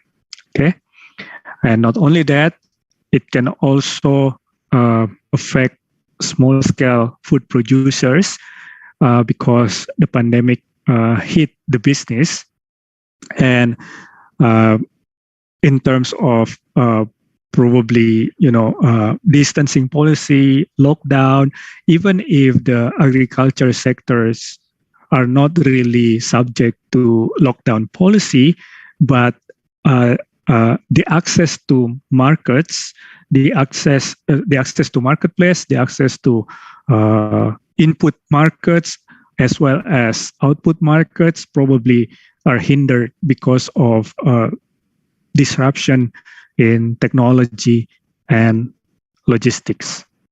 So these are the challenges that we see that have come with the pandemic, and we can relate to the achieving the goals in the SDG framework, right? So some updates from the UN are as follows. So they agree, some experts and also some reports have shown that the global pandemic is now exacerbating the world hunger, right? So because of access to food is disrupted, now there are around additional 70 to 160 million people that are likely to have or to experience hunger as a result of pandemic. That's a lot, right?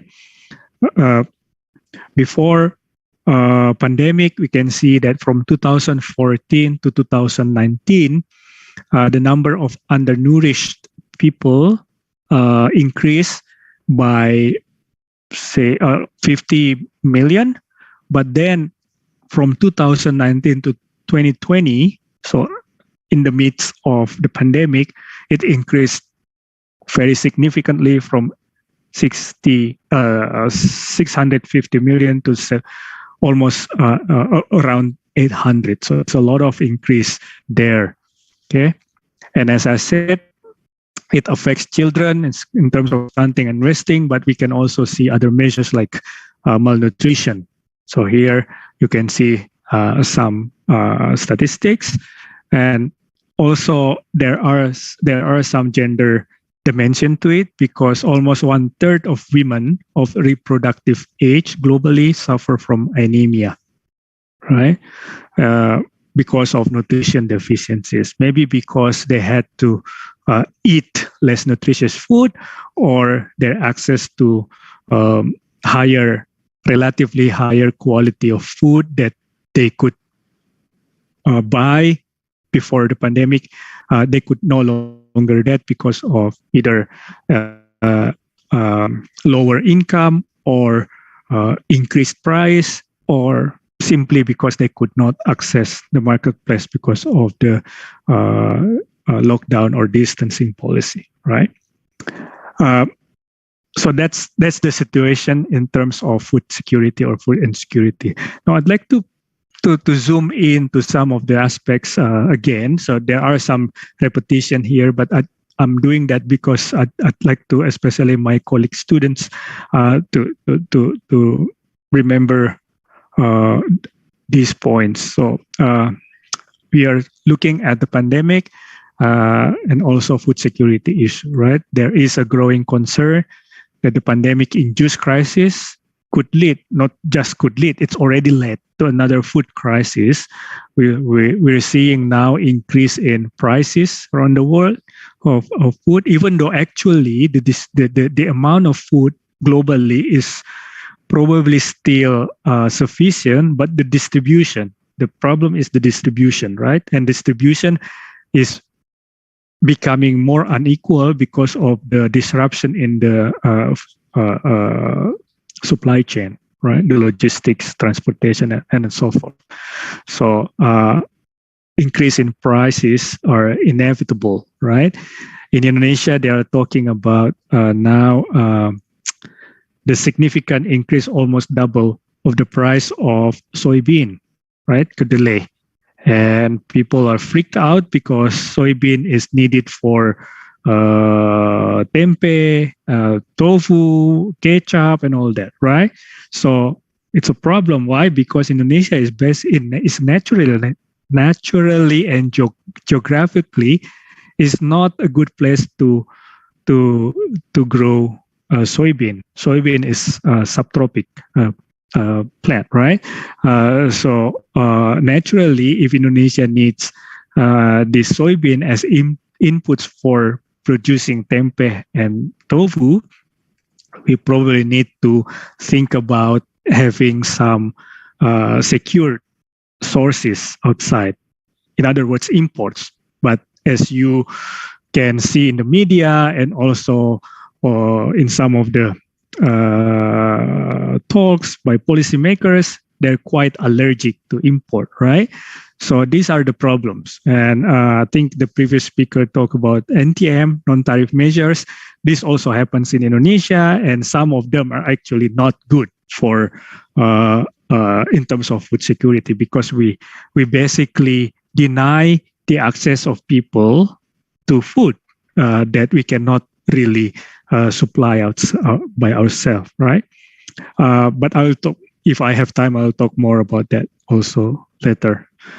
The second point is the negative impact of mobility restrictions on food supply chain should be minimized. As I mentioned before, some of these consequences of pandemics are caused by distancing policy or lockdown. I am not against this policy. In fact, I think it's a good policy to limit human contact during the pandemic, right? But what I wanted to make sure is that the supply of food is not hindered. How do we do that? Of course, there are many ways to do that, you know, from how to send food with minimal human contact to managing the timing of opening or closing marketplaces, like the policy in India, for example, when they open one day, they close the next day, and so forth, right? So basically, it's okay to have distancing policies, but some degree of lockdown, but for food supply and also healthcare products, we need to make sure that they are not hindered. Okay, and also we need to also remind ourselves that Indonesia's food security status has not been great to start with. You can see other many statistics. I'm not going to repeat it here, and of course, this might further be deteriorated by the pandemic. And as I mentioned in the first item before, protectionism, right? Why do we need to protect, be allergic to import while we need it? And also prices, domestic prices of food, in staple food in Indonesia are increasing, but still there are some trade restrictions that actually increase this, exacerbate this situation. And also, I think there is a danger of inflation we don't see it now yet, but there can be a possible what we call imported inflation, because some of these food we'd have to import, and now there are growing signs of inflation around the world as a result of the supply cannot match the demand after some economy is recovering, but the disruption in supply chain has not matched the increase in the demand, and as a result there is a growing inflation. And because some of our raw materials and capital goods are imported, we might see increases in prices. And if the producers push this through to the consumers, as a result, the products that they are selling might see some increase in prices. And because food has a very big weight in inflation basket, we probably will see some inflation. I'm not expecting inflation very high this year, but probably next year when the demand increases also, like in other countries, right? And long-term implication of this pandemic, of course, the deterioration in access in dietary diversity is needed, right? Deterioration in access. There will be deterioration in access, and there will be dietary diversity, which is needed in terms of ensuring access to more nutritious food, right? And then while people in rural areas may adapt to local food sources, this might be difficult for those living in urban areas. Why? Because, of course, they don't have that same access to food sources, right? And then the third one that I mentioned repeatedly before, substitution from more nutritious and fresh food to less nutritious staples is likely, because especially the poor ones, they are just forced to do that because they need to survive. Well, if they cannot get meat, chicken, fresh meat, they probably stack up instant noodles in their house because they think it's gonna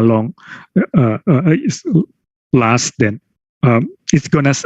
longer than other food, right? And this, as I mentioned, there are studies that look at this situation for Asian financial crisis. Students can check Block et al. 2004. They study about the increased prevalence of anemia, especially for children, because they switch their consumption pattern. And another study from my colleagues from Lembaga Demografi at UI, they found that households experiencing food insecurity are more likely to have child labor. Okay. All right.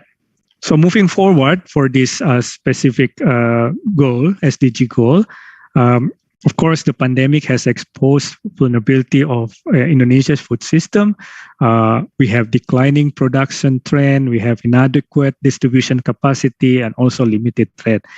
There are some things that we can do about it for increased productivity, open up a trade more, and things like that, right? So there are some policy reforms that we can do, but we also need more investment to strengthen domestic agriculture production, right? I'm living in Australia now, and I understand there are some arrangement between Indonesia business and Australian on how to collaborate and making sure that supply of food in terms of live cattle and beef are smooth between the two countries. But I also suggested that Indonesia look at the possibility to invest in in farm in Australia, for example. So when we import meat or beef from Australia, there will be no less resistance in Indonesia because they know that Indonesia also invests in that farm, right? So I think that's a good way to collaborate in terms of investment. And of course, diversification of food supply is also encouraged, and working with other countries in ASEAN. This has been long discussed about the idea to have ASEAN +3 emergency rice reserves, ASEAN Food Security Reserve Board. I think they have the institution already ready, so it's just a matter of making these more effective for the benefit of all the ASEAN countries. If you know the quantity of food in each of these countries, we no longer need to second guess everyone, panic buying and things like that, and that created a skyrocketing price or price crisis like we did in 2007, 2008, when there is a very significant increase in the prices of rice because of nobody knows what others have, right? So, but if we are transparent, we know the quantity in Thailand, in Malaysia, in the Philippines, and we can anticipate because expectation is formed from knowing how much is there, and if it is asymmetrical information, we know that sometimes it creates a false expectation that will lead to distorted information on price, distorted prices, distorted information that will create or trigger panic buying or even trade war and things like that. Okay, so move to the next goals. Number 7 is to ensure access to affordable, reliable, sustainable, and modern energy for all. But Vita, still have time, right? Yes. Yeah. Okay. We have still time. Right. Thank you. So number 7 that I will link directly to number 13, climate change, because I want to focus on the energy aspect, right? So before COVID-19, there has been efforts, that people say we need to scale up on sustainable energy, right? But the fact is almost 800 million people in the world still lack electricity. So we need sources of electricity. But the problem is the sources are mostly fossil fuel at the moment, right? And how to actually move from strong dependency on fossil fuel to renewables, right? So that's the idea of these goals. But again, COVID came. The implication is actually because of the economy is also hit. There is less investment towards renewables, and also access to electricity actually becoming less, right? So the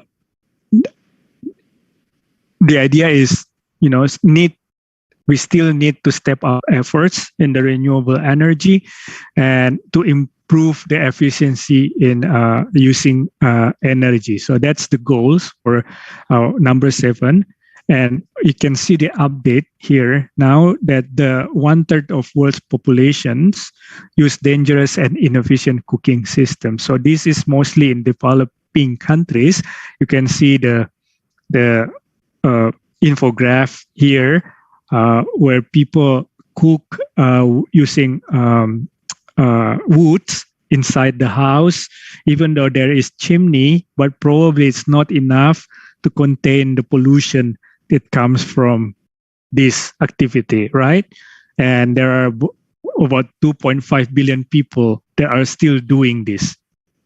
Right? I remember when I was a kid, when I visited my parents in the kampong, they also did this, but actually the food is really good, right? Because they use this traditional one. But in addition to having good food, we also inhale smoke, right? CO2. So that's quite dangerous, actually. So how to to improve on this kind of activities while we have lack access to electricity. If we have electricity, we don't do this anymore. We have, electric stove, or even use gas and so forth, right?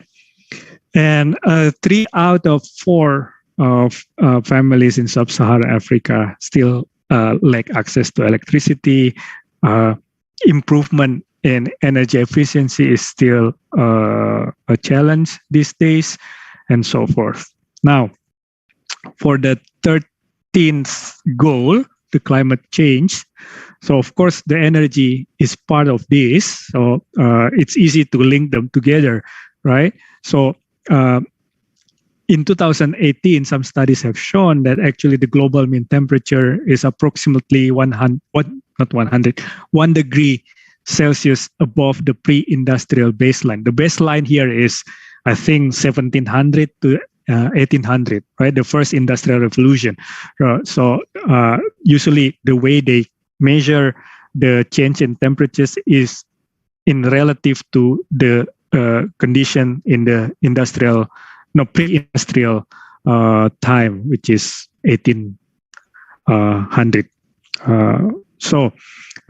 And they have this COP, or Conference of Parties, and in Paris they ratified what now we understand or people call as the Paris Agreement, including Indonesia ratified that agreement, right? So the idea of the Paris Agreement is to have to reduce the increase in average global temperature, to cap it at a 2 degree Celsius, or even better, 1.5 degree Celsius above the pre-industrial level. But as we can see, now it's already 1. So it's a challenge, right? It's a big challenge. And also, Paris Agreement says that in 2050, we should have net zero emission. Meaning you can still have emission, but you also compensated it with something to make, forestation or reforestation, or capture or the carbon and sink it, right? Or store it, so things like that. So the net zero means you can still have emission, but the net is zero, okay? And that the Paris Agreement says that the world is aiming towards 2050. But in the COP26 last year in Glasgow, not every country pledged to be able to achieve this by 2050, including Indonesia. Indonesia said we will be able to achieve net zero emission in 2060, so 10 years after Paris Agreement, most of the countries agreed. I think Malaysia is also aiming, just like Paris Agreement, 2050. So we're 10 years behind in that sense, right? So take urgent action to combat climate change and its impact. So we need to, to find a smart way to contribute towards this cause. There are many things, right? So how to deal with energy sources, for example, right? Because Indonesia is actually one of the largest producers and exporters of coal, right? And we know coal is one of the most polluting sources of energy, right? So how do we deal with this? If we look at the Indonesia energy policy, there is some indication that Indonesia is going or intends to reduce the use of oil or fuel, right? But at the same time, they will shift towards coal, right? Both are actually fossil fuel, right? Non-renewable.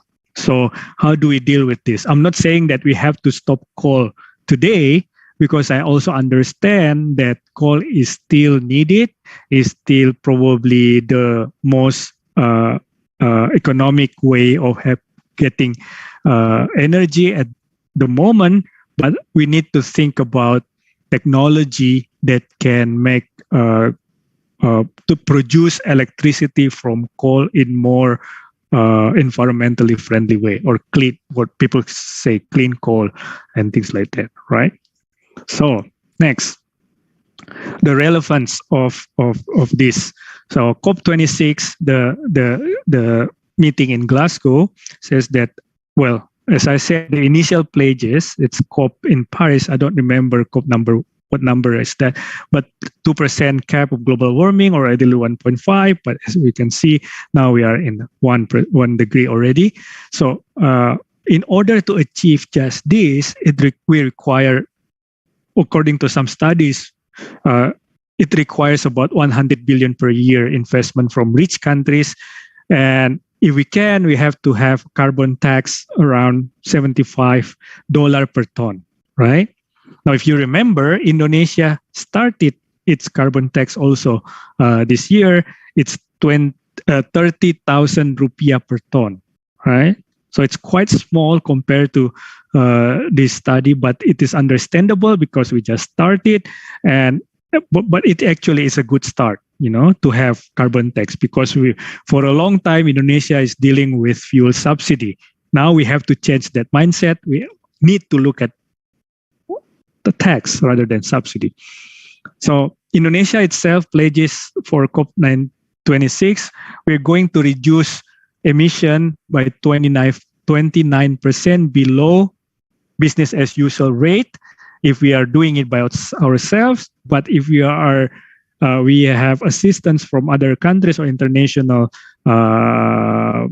friends, we can do it to 41%. That's the pledge. And then for net zero emission, we pledge to have it by 2060. Mind you, Indonesia is among the top 10 global emitters, and our emission is mostly come from LULUCF. LULUCF is land use or land use change and forestry, right? So mostly from forests, but as I said, coal also plays an important role, right? Current relevance, again, this is some studies from my colleague Professor Budi Reso Sudarmo, and he told me that by 2019, almost 99% of Indonesians have access to electricity already. So it's good, right? Well, not really, because 1% of those who don't have electricity, Indonesia is a big country, that means 2.7 million, right? 2.7 million is around, 5 times the population of Surakarta, right? So there are a lot of people out there who do not yet have access to electricity. And unfortunately, it's very unequal, meaning that less developed countries also are the ones who have this, poor access to electricity. So 28% of Papuans and 14% of people from Nusa Tenggara Timur don't have access to electricity. And Indonesia is still a latecomer in renewable energy development. It has not been able to adopt more energy efficient technology.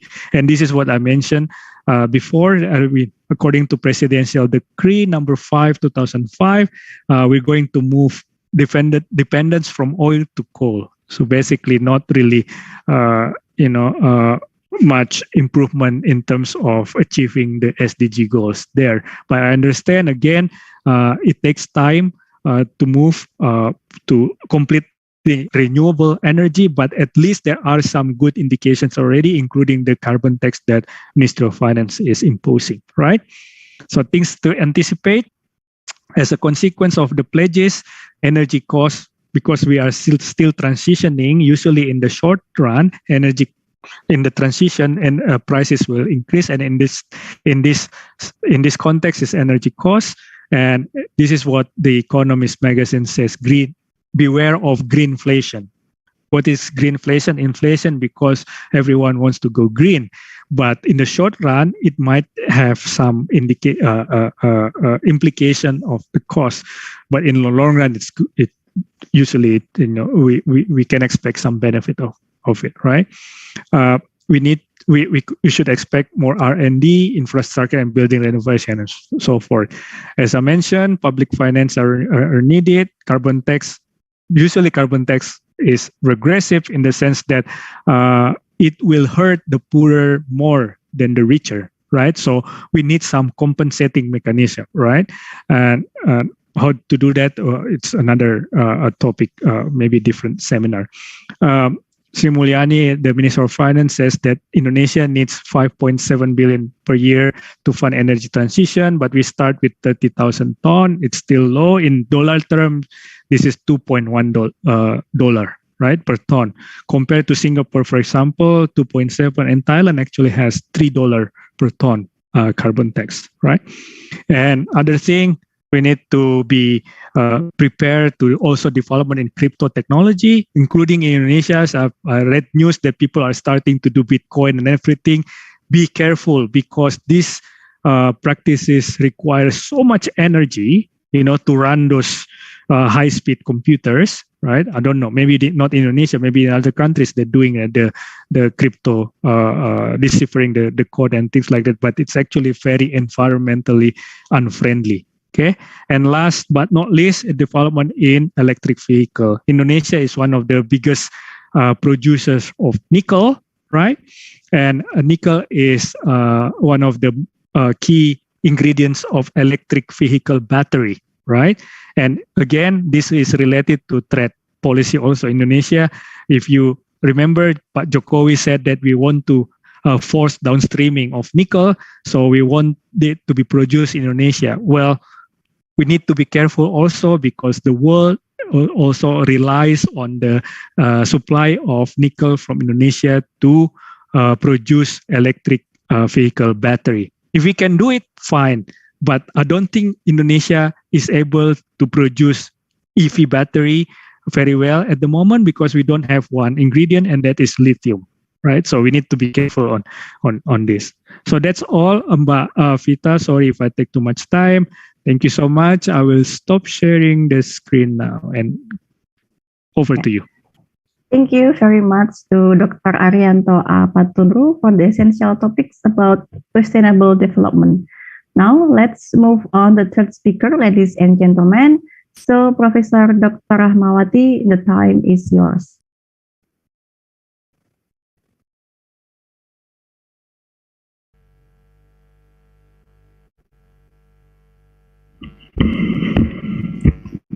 Thank you very much.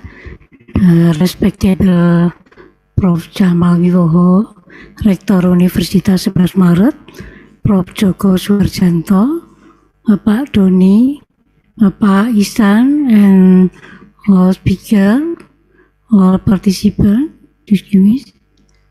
I'm Rahmawati from Universitas 11 Maret. I will explain my activities in Perjo village. This is activities scheme matching fund, optimization of BUMDes, and the processing of tourist waste in Perjo, Karanganyar. Why BUMDes? Village-owned enterprises are legal entities established by village and or together with village to manage business, utilize assets, develop investment and productivity, provide services, and or provide other types of business for the critical while. Village community Permendes number 3 Desa was also established on the initiative of the community itself. Desa was built to manage the potential that exists in the village collectively in order to improve the welfare of the community. Therefore, the village-owned enterprise has become a new economic force in rural areas. Based on peraturan pemerintah Republik Indonesia nomor 11, the objective of this carry out economic business activity or business management, carry out public service activities, so the provision of goods and or services, and obtain a profit or net profit for increasing the village original income. Utilization of village asset to create added value to village asset, and developing a digital economy ecosystem in the village. As a social and commercial institution, of course, the role of Desa, in addition to empowering rural communities, is also concerned with profit in its business. One of the business being developed is a tourist village. Why a tourist village? The tourist village is form integration between attraction, accommodation, and supporting facilities that are presented in a structure of community life that is integrated with applicable procedures and traditions that make interesting because it feels like present its own uniqueness and characteristic. The development of tourist village can have a positive impact on the village community itself, including the existence of new jobs for the community so that it can reduce the unemployment rate in the village. Besides that, a tourist village that carries the concept of ecotourism will make a village able to preserve the nature and culture of the village. The tourist village that has become the oldest attraction is Bejo village. Various towns in Bejo village include Suko Temple, Jumok Waterfall, and Madidele. Desa and Bejo village, which has been formed since 280, seriously manage tourism, especially Jumok Waterfall and Madidele. What's the problem? Interesting nature tourism will definitely bring in many visitors every holiday and weekend. This is certainly expected from a tourist village because income will definitely increase. However, from the increasing number of visitors, there is something that might be forgotten. The amount capitalized by visitors and come from food stalls around tourist attractions or trash that is brought from visitors when sightseeing. The issue is no longer a local issue but a national issue. While optimizing boundaries in waste management, the impact of waste in environment is very large, which can cause natural disasters and the emergency of disease if not treated properly. Waste management is needed so that waste is no longer a negative thing. and seems to be transformed into final disposal site, but can be managed into something that can be useful and has high economic value. The objectives and these activities, integrating the management of tourism potential with the management of the impact of unorganic waste generated so as to create an environmentally friendly tourist fair. Utilizing organic waste to processes into electrical energy by collecting organic waste at the final processing site, and the waste is selected according to the criteria required by the waste power plant. Establishing a teaching factory, including student internship, independency campuses, raising public awareness, and managing waste into product.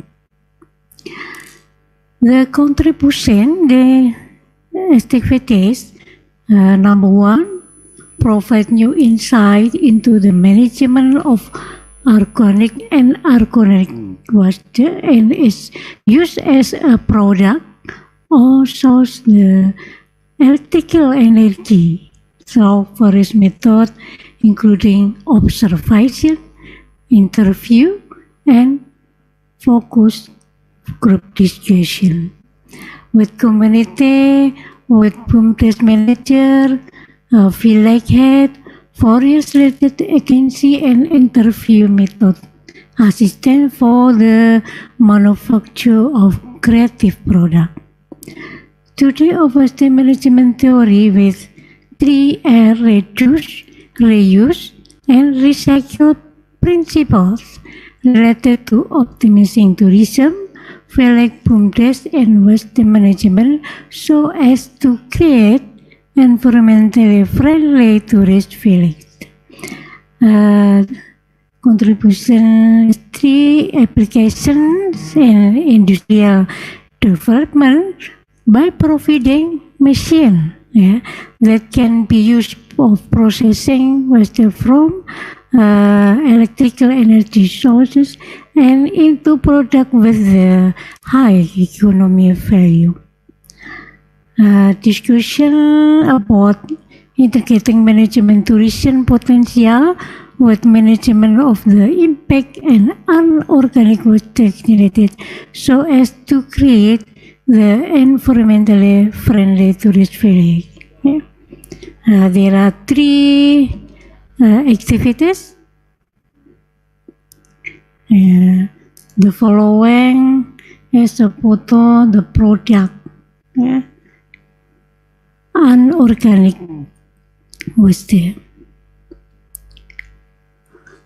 Number 2, utilizing waste to collect organic waste at the final processing site, and the waste is selected according to the criteria required by the waste power plant. There are 1, 2, 3, 4, 5 activities. The following are photo the implementation of focus group discussion with resource person, with PEMDA, with dinas, and mahasiswa. The following is photo of the handover of the machine to BUMDes Perjo. The machine can be used to process organic waste into electrical energy or fertilizer that is useful for agriculture. And number 3, the teaching factory. Teaching factory carried out consists of various stages, including step 1, conducting student internship placement and real work lecture. Step 2, selective FGD. Step 1, designing the final disposal site. building on September. Step 4.5 institutional accounting and financial management training for BUMDes, which was held at Perjo Village on October. Step last, entrepreneurship and empowerment training will be held at Jumok Waterworld Tour on September and Telaga Madida on September 2. In conclusion, based on various activities that have been carried out in Perjo Village as a form of optimizing BUMDes in tourism was the processing in Perjo Village. And then the process of integrating tourism potential management with the management of the impact on unorganic water generated so as to create an environmentally friendly tourist village is carried out with various activities, namely mentoring and training, for PKK Karang Taruna, and the teaching factory is carried out by involving students across study program as student intensive activities, independency campuses, and raising public awareness and managing water into project through various trainings, including institutional training, accounting, financial management for BUMDes, and entrepreneurship training. This is video, my activities matching.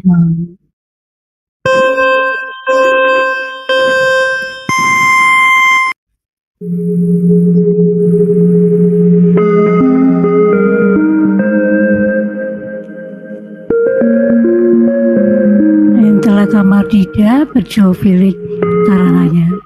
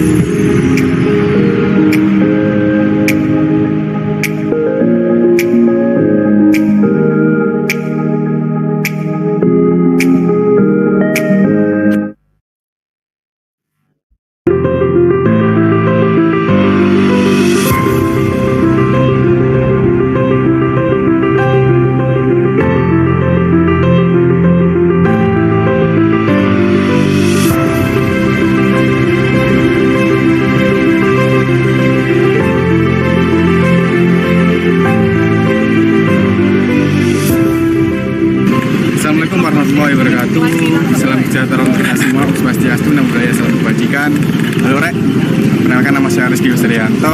Kami sekarang perwakilan mahasiswa dari SDU Lumajang sedang melaksanakan Magic Fund ataupun kegiatan yang diselenggarakan oleh Kementerian Rahmawati dan Kemendikbud.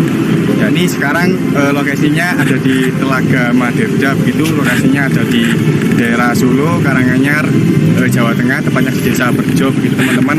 Jadi untuk agenda kali ini ada 2 agenda sebenarnya. Yang pertama ada pelatihan kewirausahaan dan yang kedua ada pemantauan kegiatan pengelolaan sampah organik gitu.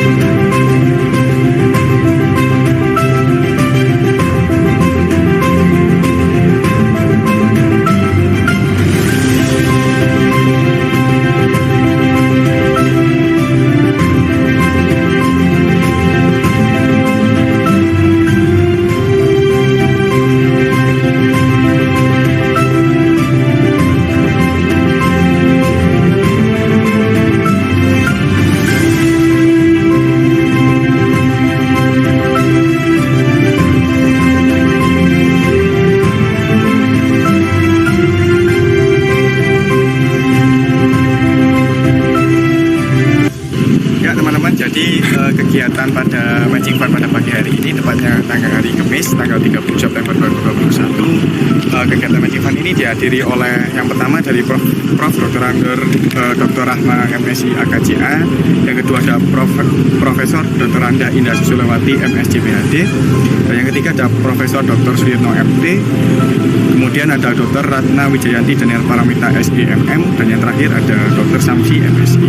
Tidak hanya itu teman-teman, kegiatan MF ini sebenarnya dihadiri oleh Kepala Desa Berjo sendiri, yakni ada Pak Suyatno, serta perangkat desa, kemudian sama teman-teman mahasiswa dari Universitas Surakarta 11 Maret, dari Universitas Diponegoro Semarang, dan yang terakhir dari Sekolah Tinggi Ilmu Ekonomi Pendidikan Lumajang.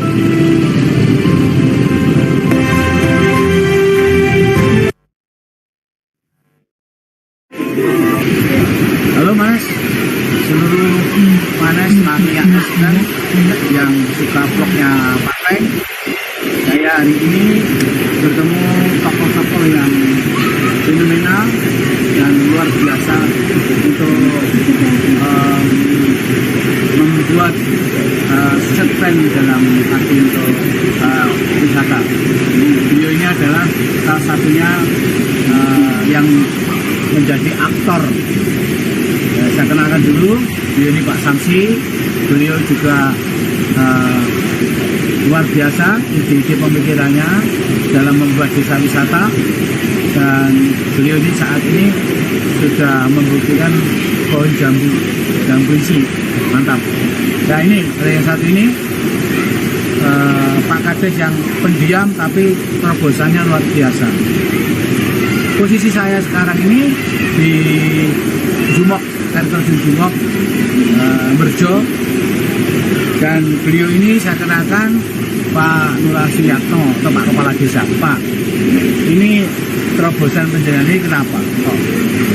Ini ada mungkin ide pribadi atau yang lain, pengalaman di kami rencana. Ya, ini Pak, terima kasih Pak Sleng dan Pak Samsi yang mana sudah berkunjung di arena desa wisata di Kabupaten Karanganyar, utamanya di destinasi di Desa Berjo ini. Saya nama Suyatno, saya sebagai psikolog di sini. Yang jelas bahwa di Desa Berjo itu adalah potensinya betul-betul sangat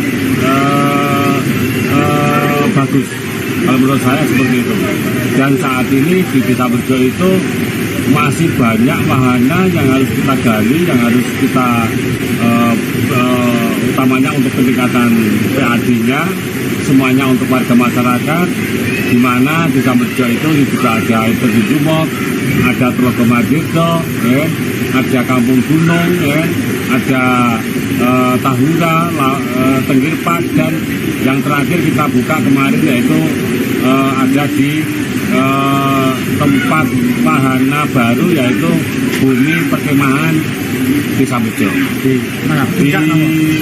di atas Dusun Tambak, gitu Pak. Di atas Dusun Tambak. Ya alhamdulillah Pak, yang jelas itu kita di sini cuman melestarikan alam.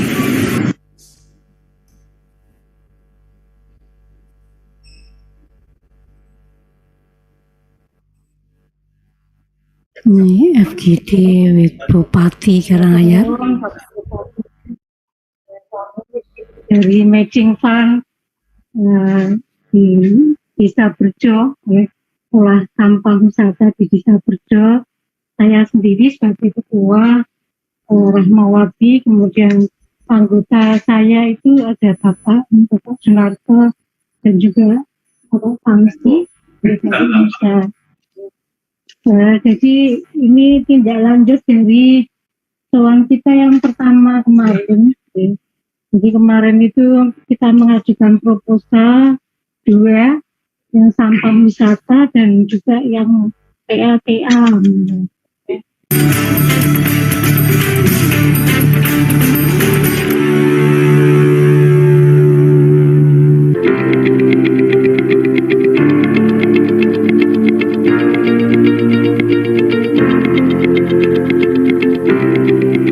Seiring dengan adanya program kemandirian desa, banyak desa yang mempunyai letak geografis menarik, berlomba-lomba sekreatif mungkin membentuk desanya menjadi desa ekowisata.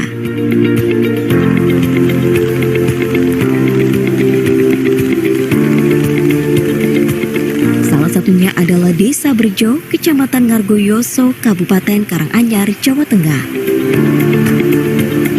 Desa ini memiliki letak geografis yang menarik, berada di lereng Gunung Lawu dan memiliki 2 destinasi unggulan di sekitarnya, yakni air terjun Cumok dan Telaga Madirda.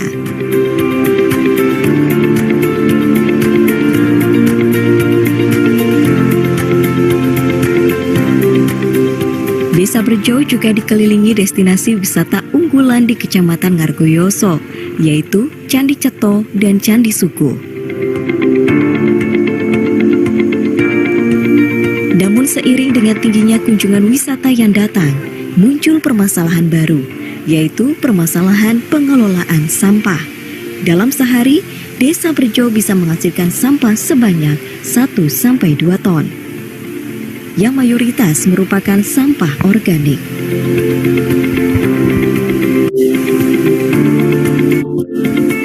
Menggandeng sejumlah akademisi dari sejumlah kampus ternama seperti UNS Solo, Undip Semarang, Setie Widaya Gama Lumajang, dan UNSA, Desa Berjo, Kecamatan Ngargoyoso, Karanganyar dicanangkan menjadi desa ekowisata dan akan dibangun tempat pengolahan sampah.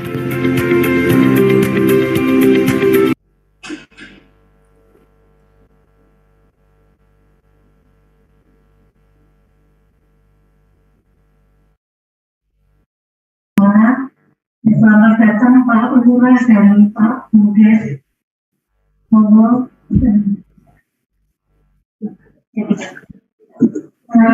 Mahasiswa kami ajak karena ini memang making funky tujuannya untuk kampus Merdeka dan Merdeka Belajar. Jadi kegiatan jumpa FGD with Dinas about result of this activity.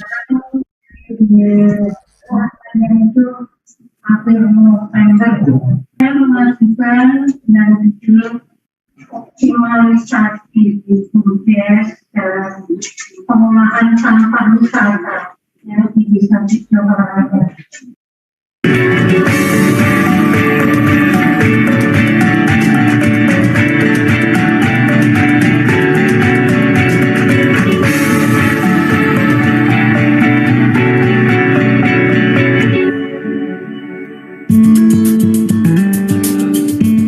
Mitra TA TV, pengelolaan sumber daya alam yang tepat bagi suatu daerah akan memberikan potensi bagi daerah tersebut menjadi desa wisata berwawasan lingkungan dan sekaligus meningkatkan ekonomi masyarakat sekitar.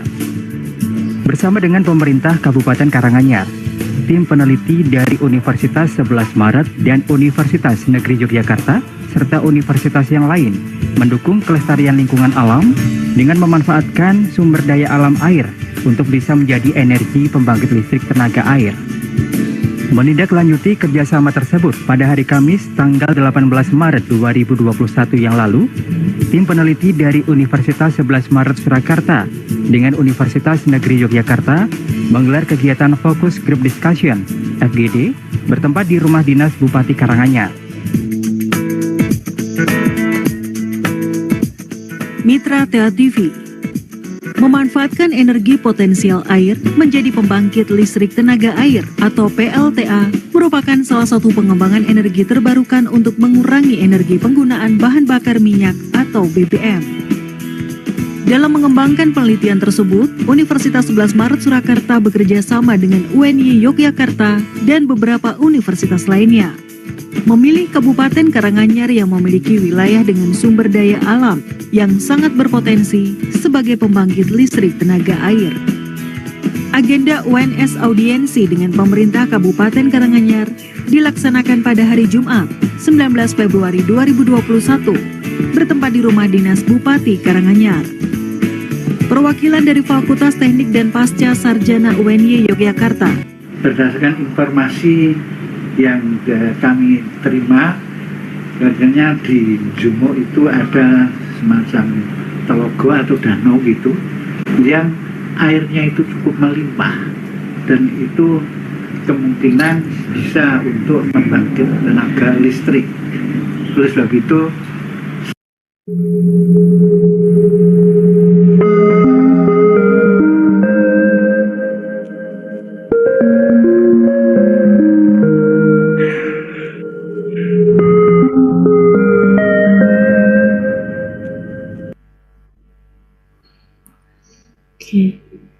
Okay, thank you very much for attention. Wassalamualaikum warahmatullahi wabarakatuh.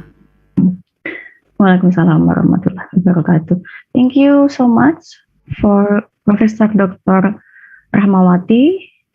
And ladies and gentlemen, before we are going to question and answer session, I want to draw some point and conclusion from what the speaker said. As we know that the main topic from three speakers is about the impact of COVID-19 pandemic and recovery from COVID-19 pandemic.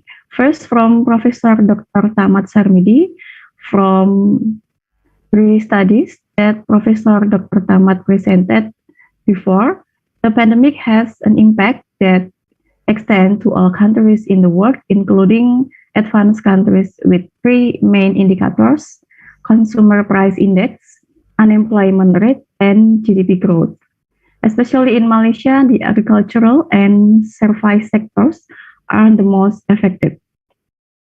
And financial distress in Malaysia and Indonesia, including pharmaceutical sector, travel leisure, retail, and automotive sector. Second speakers, interesting lesson from Dr. Arianto A. Patunru about sustainable development. Three keywords: needs, present, and future. The goal is no hunger, sustainable energy, and climate change. And long-term implication of the pandemic. First, there was deterioration in access and dietary diversity. Rural areas may adapt to local food resources, as Dr. Arianto said. Now we face tahu and tempe expensive because the soybeans are expensive too. And the pandemic further and decline production system, distribution capacity, and limited trade. And other side, from Dr. Arianto, I do agree that cooking with traditional stove has authentic taste of food. Dr. Arianto. Okay, especially for traditional food in Indonesia. And the last lesson from Dr. Rahmawati, materials from Professor Dr. Rahmawati was about BUMDes in Brejo Village. The importance of building tourism village for driving economic activity, especially promoting Jumok waterfall, Sukoh template, and etc. And waste problem is the one of main issue to be solved. So we need to optimize BUMDes in waste management. By building BUMDes will empower economy production in virtual village. Okay, audience, we have 13 door prize, and also Professor Dr. Rahmawati will give you batiks and calendar as a door prize if you have any question or discussion to the three speakers. And we start from the chat in meeting Zoom. Okay, I will read this from the first participant. Okay, first from Yusuf Universitas Muhammadiyah Karanganyar. Good morning. To be honored, could meet one of my favorite lecturer, Professor Rahma, the student of Professor Rahma. From her, I learned many things of research when bachelor and postgrads. Okay, thank you so deep much, Professor. Allow me to ask the question to all speakers. She asked to all speakers. As we know, pandemic situation hit down so many lines of life. Tourism, hospitality, manufacture, and small medium enterprises. As an academic expert, would you mind to share sustainable smart solution that could be implemented by common people to rebuild and recover the lines which had broken down? For an example, small medium enterprise exactly. Thank you for your kindness, Professor. Okay, Mr. Yusuf. Asks to three speakers. Who first? Professor Tamat Sarmidi, Dr. Arianto, or Professor Rahmawati? Will answer this question. Okay, thank you very much, Mbak Wikta. I think the most important thing is to continue life. Okay, even though pandemic COVID-19 has disrupted most of the economic activity, and then the most important thing to start up or to regain, okay, confidence to continue this life is definitely to have proper information of what pandemic is. And then what's the purpose of why the government imposed so many restrictions, and then how to get rid of this pandemic. Because to have a false information, hearsay, and then from wrong sources, give wrong understanding, that's why we may act, we can say that's wrongly, okay, where our actions may not be in accordance to the proper channel of like proper channels of get rid of the pandemic. That's why maybe there are a lot of efforts have been made, but in fact does not solve properly, does not solve totally the problem. So first of all, we need to understand that this pandemic, for me, on the positive side, is a correction period of the world economy. That is happened almost like every 100 years. Definitely, there will be casualties along the way, like the stock markets. There might be companies who being affected during the financial crisis. But that is the correction period, okay, to those companies that are not well prepared. So similarly to not ready for such events, or individual who are not ready for such event, for example, like their health conditions, okay, they are not prepared, they suffered from many illness, then these are the casualties along the process. So for me, that's the most important thing, that is to get the proper knowledge from reliable sources. then we definitely will cruise through this pandemic. Of course, there might be some, but the percentage is very, very small. Thank you. Thank you, Professor Tamat Sarmidi. Correction period for economic activity, right, Prof? Yes. Tamat. All right, Dr. Arianto or Professor Rahmawati will answer the question. Okay, please, Dr. Arianto. Thank you. I was going to say I agree with Pak Tamat that basically goes back to individuals and the SME themselves on how to, deal with this pandemic, because I think this will not be just for SMEs, but for everyone on how to deal with the pandemic, how not to spread false information in media or even social media and things like that, how to follow the policy, help the authority to contain the virus and so forth. So when you relate the question to SDGs, I don't think there is a direct answer as to how to borrow the term sustainable smart solution, because as mentioned before, this pandemic is not like every season we have, but this is a special case. But I think the question should be properly addressed more to the government than to the SMEs, because the government is the one coming up with policies. For example, if you look at the PN, the Program Ekonomi Nasional, you will see that they have some allocations to assist the SMEs. I always argue that probably it's more effective to send the assistance directly to them as household rather than as business, because we never know if some business is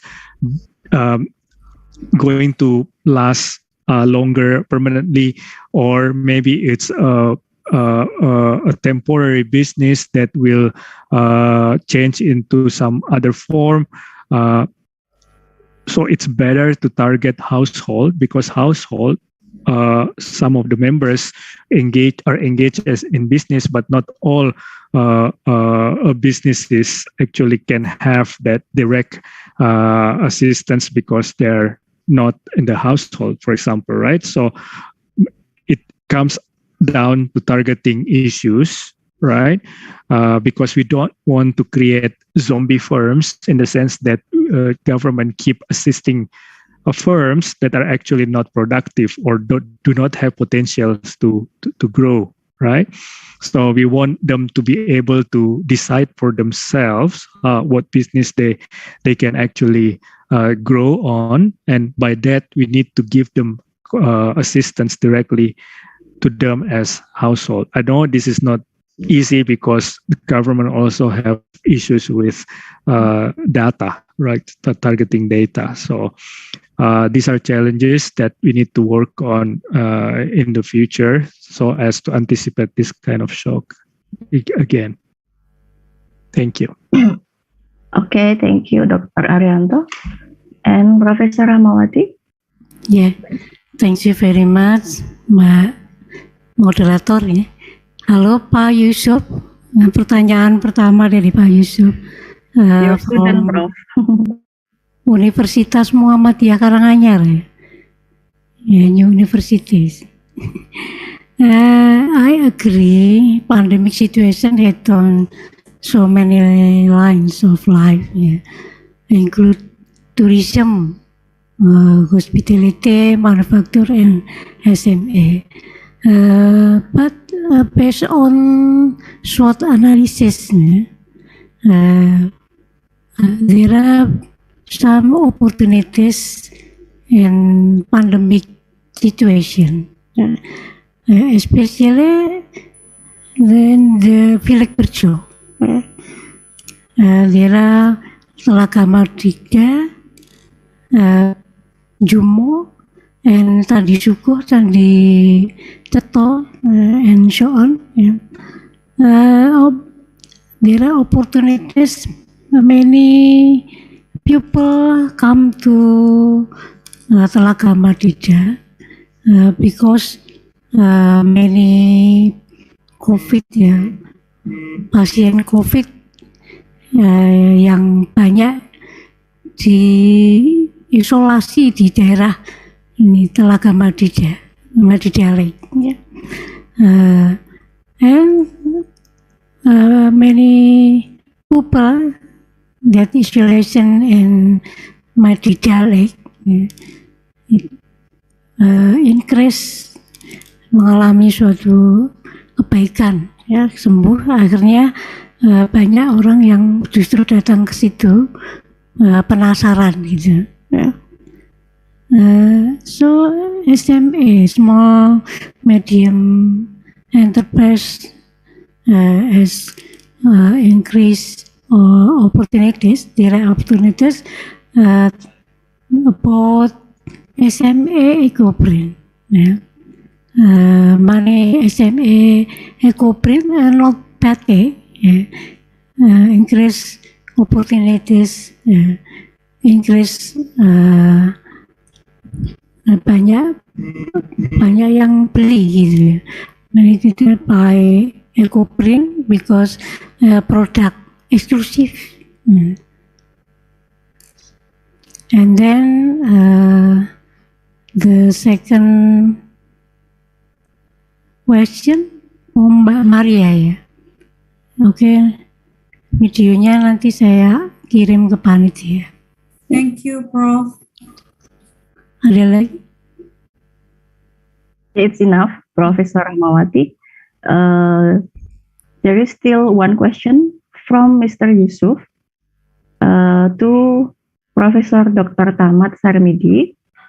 Professor, on your paper, which you explain about pharmaceutical rice developed industry in pandemic, I want to know what kind of object research huge pharmaceutical company, in case Kalbe Pharma, or another one had been included.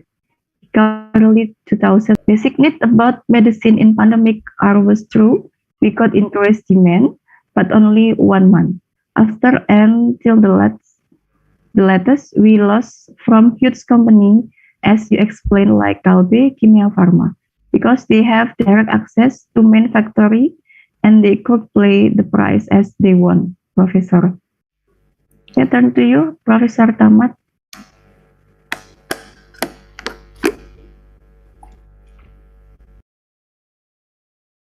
About the study pharmaceutical company. Okay, thank you very much. Yes. Okay, it is a saying, a proverbs, by failing to prepare means you prepare to fail. It is hard to predict what's going to happen in future, but knowing the history, we may able to some sort of figurize and then to predict what's maybe just maybe going to happen. That's why we need to prepare what's going to happen in future. Then our pepatah kata, sediakan payung sebelum hujan. Okay, so with that on pharmaceutical, of course, during pandemic there are few sectors who are booming.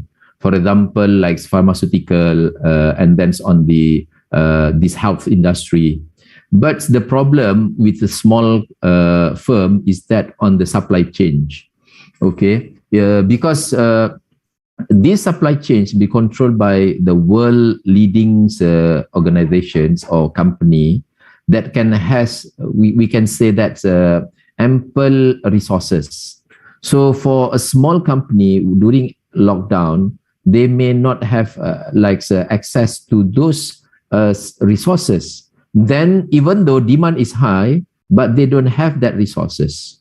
One thing. Second thing is that the small company may not ready for the new shock. We can say that in economic, like a shock. For example, this pandemic, they are not prepared. Even though the demand for pharmaceutical product high, but our research and development and commercializations may not up to that level that has been demanded by the market. For example, on the productions of vaccines, okay, now we notice that we are still relying to few companies, big companies in the world. Then how about our own vaccine? Even though we say that we want to develop, but until now, okay, we still rely to them. So basically, there are two issues here: one on the supply chain, and then on the readiness to face this pandemic that caused this small, or we can say that local pharmaceutical industry may not ready for the pandemic. Thank you. Okay, thank you, Professor Tamat Sarmidi. So, Mr. Yusuf, you got a double surprise. Congratulations, because you asked the question. Next question from Ibu Fali Khatun dari UNS. The question for Professor Tamat again. Assalamualaikum. So I have to get a triple hadiah. No, it's okay. Yes. Assalamualaikum, Professor Tamat. According to the Global Muslim Tourism Index, Malaysia ranked first as a halal tourism destination. How is Malaysia's policy related to halal tourism industry, and how effective is it for small medium enterprises? Thank you.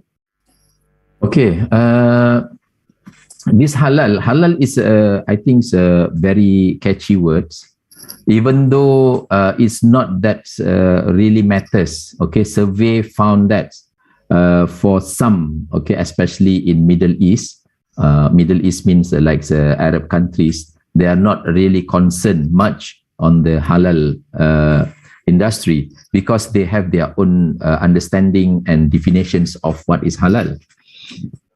But as a marketing tools, marketing strategy, this halal can capture one segment of a tourism market, not only from Middle East, but from Europe and America.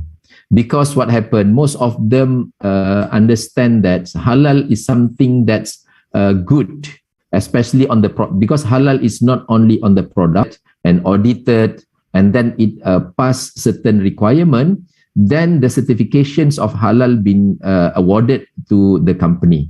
So meaning that it's upgraded the quality of the product and upgraded the quality of services being offered in tourism industry.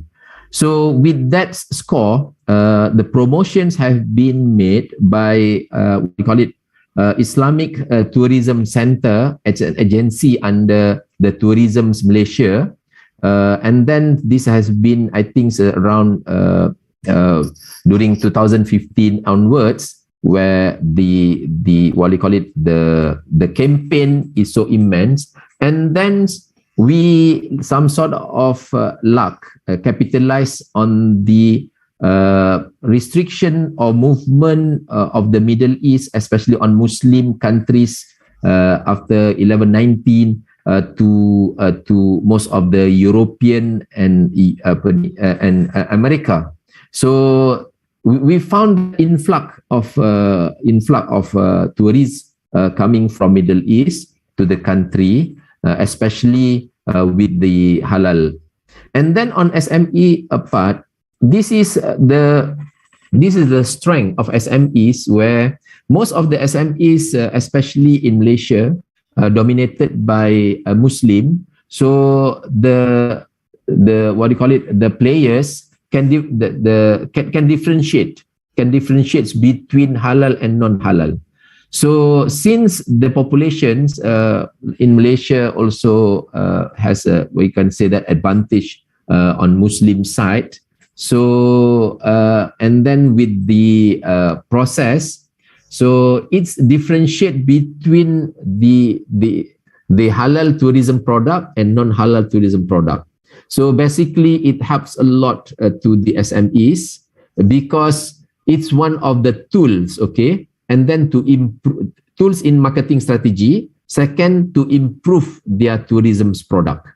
So basically, these are the two things that have been capitalized by SME in Malaysia to make them, I'm not sure how the assessment process to make Malaysia as number one, but these are the two components that have been capitalized by the SMEs. Thank you. Okay, thank you, Professor Tamat Sarmidi. That's all, Ibu Valikatun. From Yosi Eka Putri, she needs recording seminar. Maybe committee will announce the YouTube channel or recording this seminar later. Okay, next question from Maria Elerina, PDIA student. She asked to Dr. Arianto Patunru, when we talk about tourism, we know that Manggarai Barat Regency, it is a tourist destination with a superior predicate that are highly reliable to support the second mission of the Nusa Tenggara Timur province, namely to build NTT as one of the gates and center of Indonesian tourism installation, Ring of Beauty. Tourism is the main pillar of Nusa Tenggara Timur original regional revenue or PAD. With tourism as the main pillar of PAD, local government are required to be able to explore various regional potential to be used as tourism commodities. The step taken by the Mabar Regency with 68 tourist points. One positive thing after the COVID-19 pandemic is a leap in digital adoption and innovation. In order to improve the rural economy, Mendes PDTT Abdul Halim Iskandar encouraged village digitalization through the implementation of the village SDGs. Village digitalization is one of the priority program in 2021. Okay, it's still long. When we talk about digital, we can be separated from infrastructure. Well, most of the villages in Mabar, including tourism villages, do not yet have adequate infrastructure to support tourism. How does the Indonesian government deal with the COVID-19 situation in the tourism sector, especially tourism villager related to digital technology in tourism villages? Because this has become an urgency in realizing the economic recovery of village communities. Thank you. Miss Maria, maybe you got to the prize too, because your question is very long. So, Dr. Arianto, it's time for you to answer. Thank you, Mbak Vita. I think, I don't know, maybe tourism sectors, not just in Indonesia, but around the world, will see some more time before where they can really recover to the pre-pandemic levels, right? Because everyone is still dealing with the pandemic, even though different variants might come, and then in some countries there has been a sign of change from pandemic to endemic cessation, in the sense that they all have their own way of dealing with the pandemic, right? But even in the developed countries, there are still some degree of nervousness when it comes to allowing foreign tourists to come in to the country, right? So, and also both sides, so not just supply but also demand, because some people who usually travels abroad to find tourism places, they are still also nervous about going places, visiting other countries because of the situation. So it might take some time before it can be recovered. Now, to your earlier question about Nusa Tenggara Timur and how digitization can help tourism, I would suggest that NTT government focus more first on the electricity rather than jumping into digitization, because as you might remember in one of my slides, I mentioned that actually NTT is one of the less developed regions in Indonesia with access to electricity. 14% of the population of the households in Nusa Tenggara Timur don't have good access to electricity. And I would assume that those who have access, maybe they have not very good quality of access to, in the sense that sometimes it's off, sometimes it's on, right? Blackout, brownouts, biarpet, we call it in Indonesia, right? So I think it should focus more on the providing electricity. Even when the tourism sector recovers, I think foreign tourists, they don't come to some countries looking for digital infrastructure, right? You want to provide some uniqueness, some unique characteristics that tourists come to places to see something special, some that they cannot find somewhere else, right? And probably most of them actually are familiar with digital technology already, but they don't like to stay in a accommodation with no electricity, for example, right? Because that's basic, you need access to refrigerator, you need access to lights and things like that. But as far as digital technology, of course, they need to be able to use their phones, but not really, in the sense advanced digital improvement. So I hope I have answered your questions, Maria. Thank you. Thank you, sir. Thank you. That's all from Dr. Arianto. So don't jump to digitalization. Better provide adequate infrastructure from NTT. Okay. Next question from Trisetiawi GJ. I want to know the opinion of all speakers. Which statement should be chosen by the world's leaders as the basis of their intention to reduce the impact of COVID-19 attack in the effort to save their country, whether saving people's life will save the economy or saving the economy first, then save people's life. Okay, for 3 speakers, who's first? Professor Rahmawati?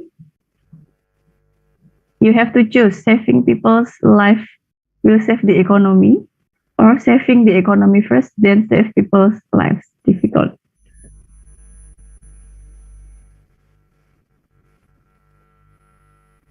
Please, the speaker, Professor Tamat or Dr. Arianto or Professor Rahmawati will answer this question.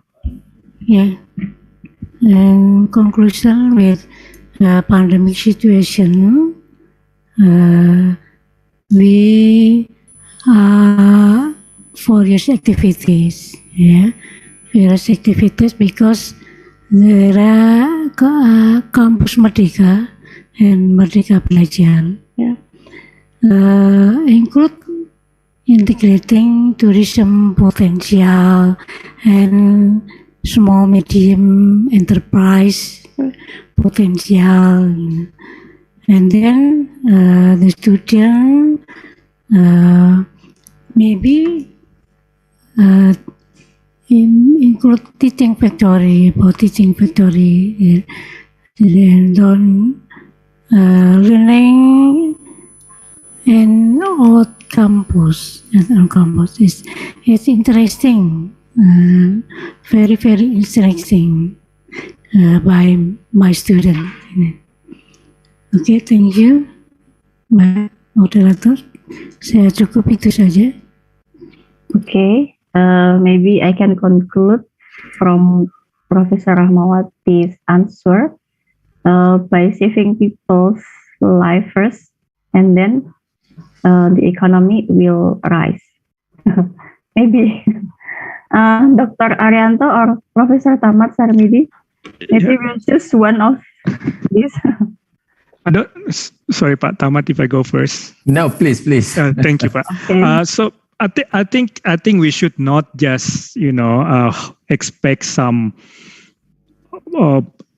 saying or whatever motto from leaders. We need to be able to try to to address this by ourselves also. But if you ask me this question in March last year, no, 2020 actually, until December 2020, my question will be save lives first, right? And economy can be in the back seat. But of course, I mean, time goes by and technology develops and people find ways to deal with this. And at the end of the day, economy should also grow, because otherwise you don't have money to buy food, right? So I think now you ask me this question again, my answer will be, we need to be able to learn to live with this virus, but we still need to beat them, right? Because it will still be there for a very long time, probably in many variants, and some of them are VOC or variants of concern. Some of them may be less lethal, but it's still there. It's already there. It will mutate to other variants, but we need to live with them. But we need also to raise in technology to be able to beat them, just like our predecessor did 100 years ago with the Spanish flu. They beat them, right? And now every year we take the flu shot, we get used to it, right? So I expect that, in the future, maybe in the near future, people find ways to do it. Maybe we will have vaccination every year, special injection every year to deal with this. But at the same time, we need to move on with the economy. Thank you. Thank you, Pak Arianto. And next, Professor Tamat Sarmidi. Okay, to answer this using the Mantik approach, definitely saving people lives first, because he asked and then he mentioned that saving people life first rather than saving the economy. This based on the Mantik approach.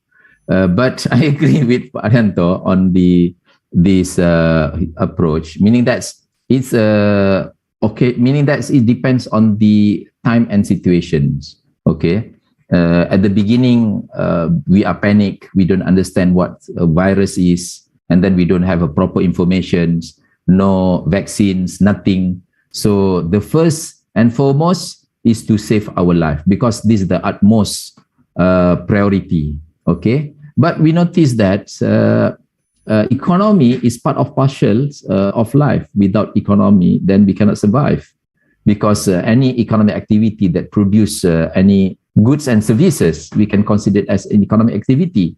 So how long we can survive with at that time with the stock of foods that we prepared before? So definitely we need to move on.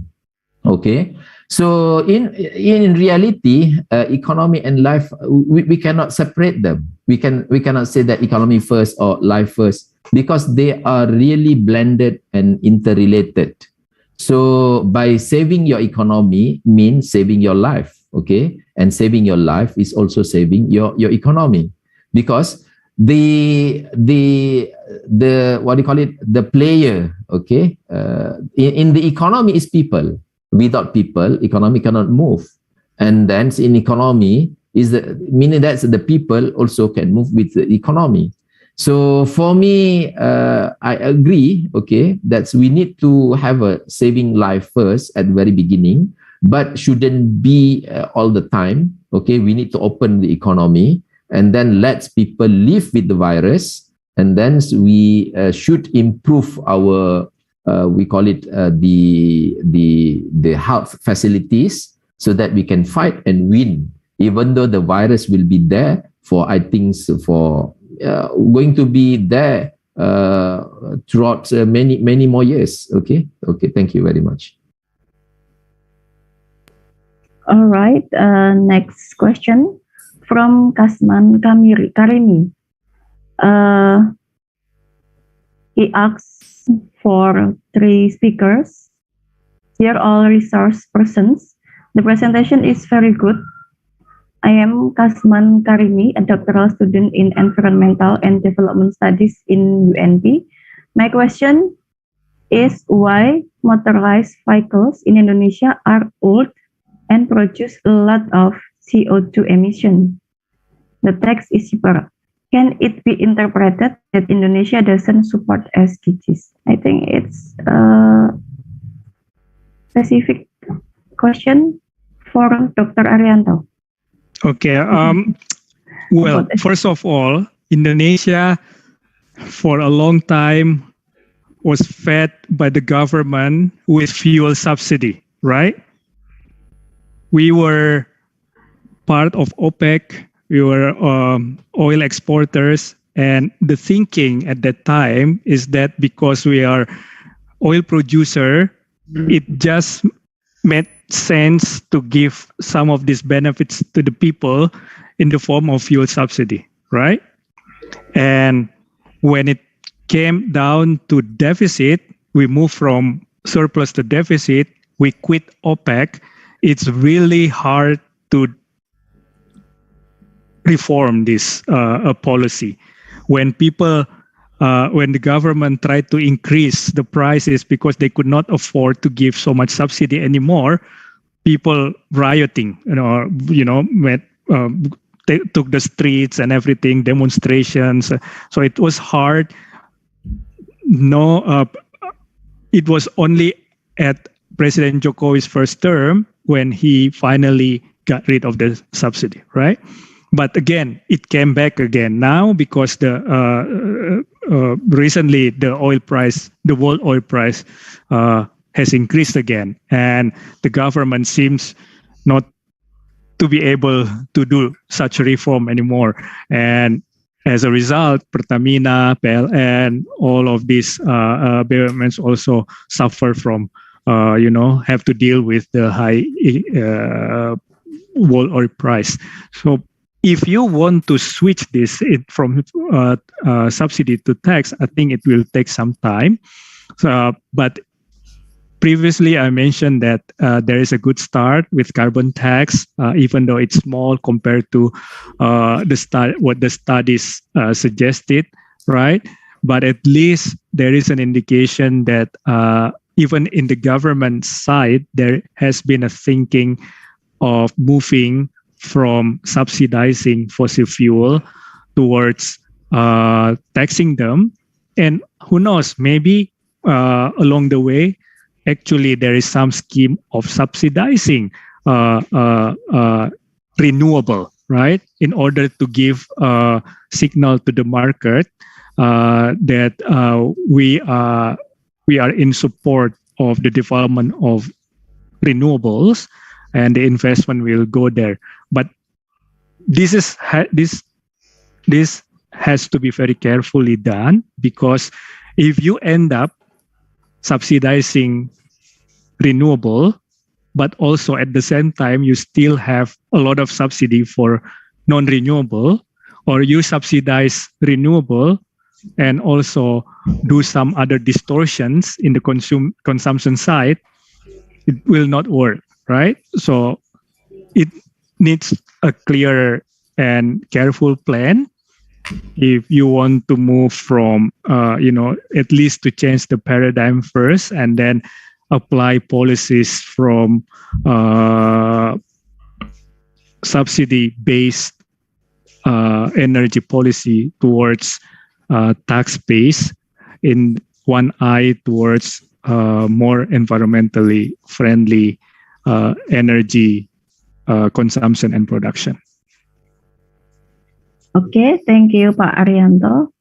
There are still two questions from participants, and this is for Professor Tamat Sarmidi from Diana Airawa. What is the hardest challenge facing Malaysia to recover from the economic downturn during the pandemic?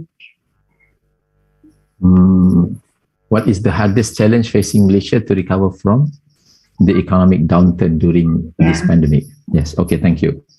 I think it is my personal view. Okay, I'm not representing any agencies or secretariat. The hardest challenge is dealing with people.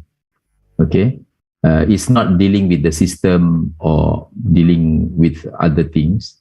but it's people, because we can say that there are few categories of people when we being inflicted by this pandemic. Those who are like in category, okay, those who are severely affected, okay, then even though they are severely affected, but the attitude of the people is right, and then they have a correct mind and then correct understanding, and then they survive because they make some effort, they strive, and they did not want to rely on others. On other hand, there are few people who are mildly affected by the pandemic, but they take advantage. What does the take advantage mean is that they start begging and questioning government to help and to support them. Okay, government support or incentive from government is very limited. If you are taking that, meaning that mildly affected, but you take it as you think that the government going to continue supporting you, okay, because of the pandemic, then you will end up losing. So these are the category of people. I just mentioned it, two categories in general. Those who have a positive mind, okay, take this as a challenge, and then towards the end they get rid, and then success of this pandemic. But another group of people, they think that it is very difficult, and then rely on government and start pointing to government, why don't you do this and that? At the end of the day, these people are left behind. So the most challenging, okay, any government face for me, and especially Malaysia at this time, is the people itself, okay. Because we have, especially in Malaysia, we have very heterogeneous nature, different background, and then we depends on international trade. So it is a great challenge, but not as big as managing people in the country. Until now, I think, okay, the stimulus packages have been revised many times, at least 3 times. Then the main focus is on to help people, but realizing on that, okay, if the attitude has not, meaning that have not been changed, then many more packages won't work to help these people.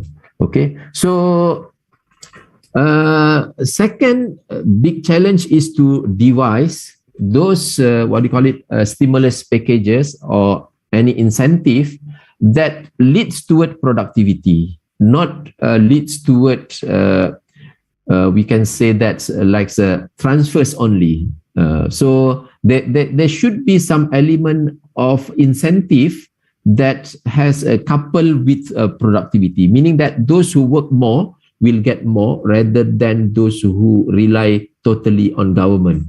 I'm not talking to disabled elderly people, but I'm referring to we can say that like workforce, okay, that able to work during this pandemic. Thank you very much. Okay, thank you, Professor Tamat Sarmidi. This is the last question from Yosi Eka, addressed to Professor Tamat Sarmidi and Dr. Arianto.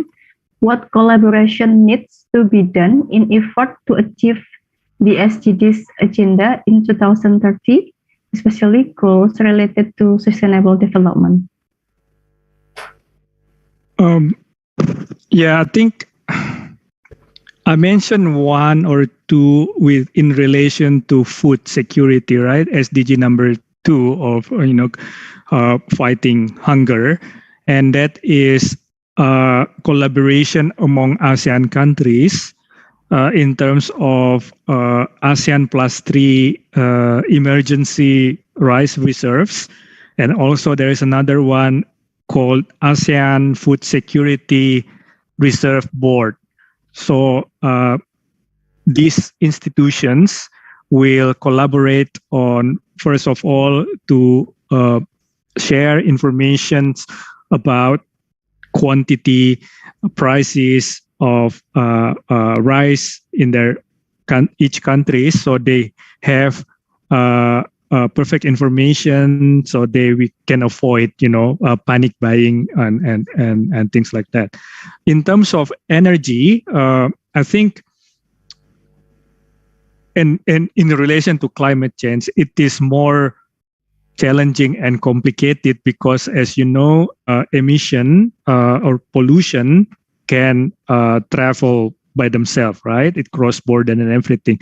But there has been development in many countries about how to actually make the carbon permit tradable, right? So this is called ETS, or emission trading system. Indonesia, I think they are preparing this starting from this year, and also motivated by the Minister of Finance policy on carbon tax. So we will have, maybe not this year, but next year we will have some kind of ETS mechanism, so emission trading system. And other countries in the region are doing it also, are preparing for this also. So the next thing after that is how to integrate this into a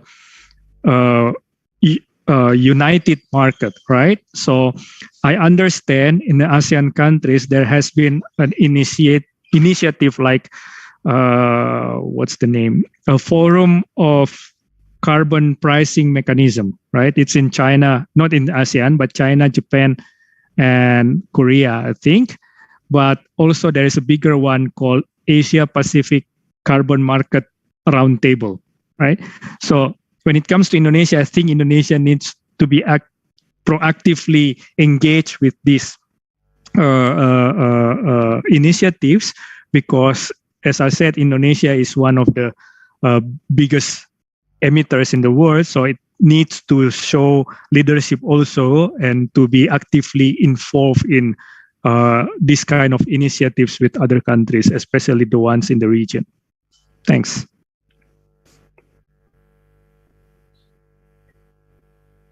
Thank you. I think most important things, okay, to ensure or to especially to achieve this sustainable development, from my point of view, on the trade agenda, okay, WTO need to got a clear guidelines, especially on the non-tariff measures. Because what happened is that when we devise a good non-tariff measures, because most of the countries in the world nowadays, they are exporting and they are importing. We are very open economy in this very globalized world.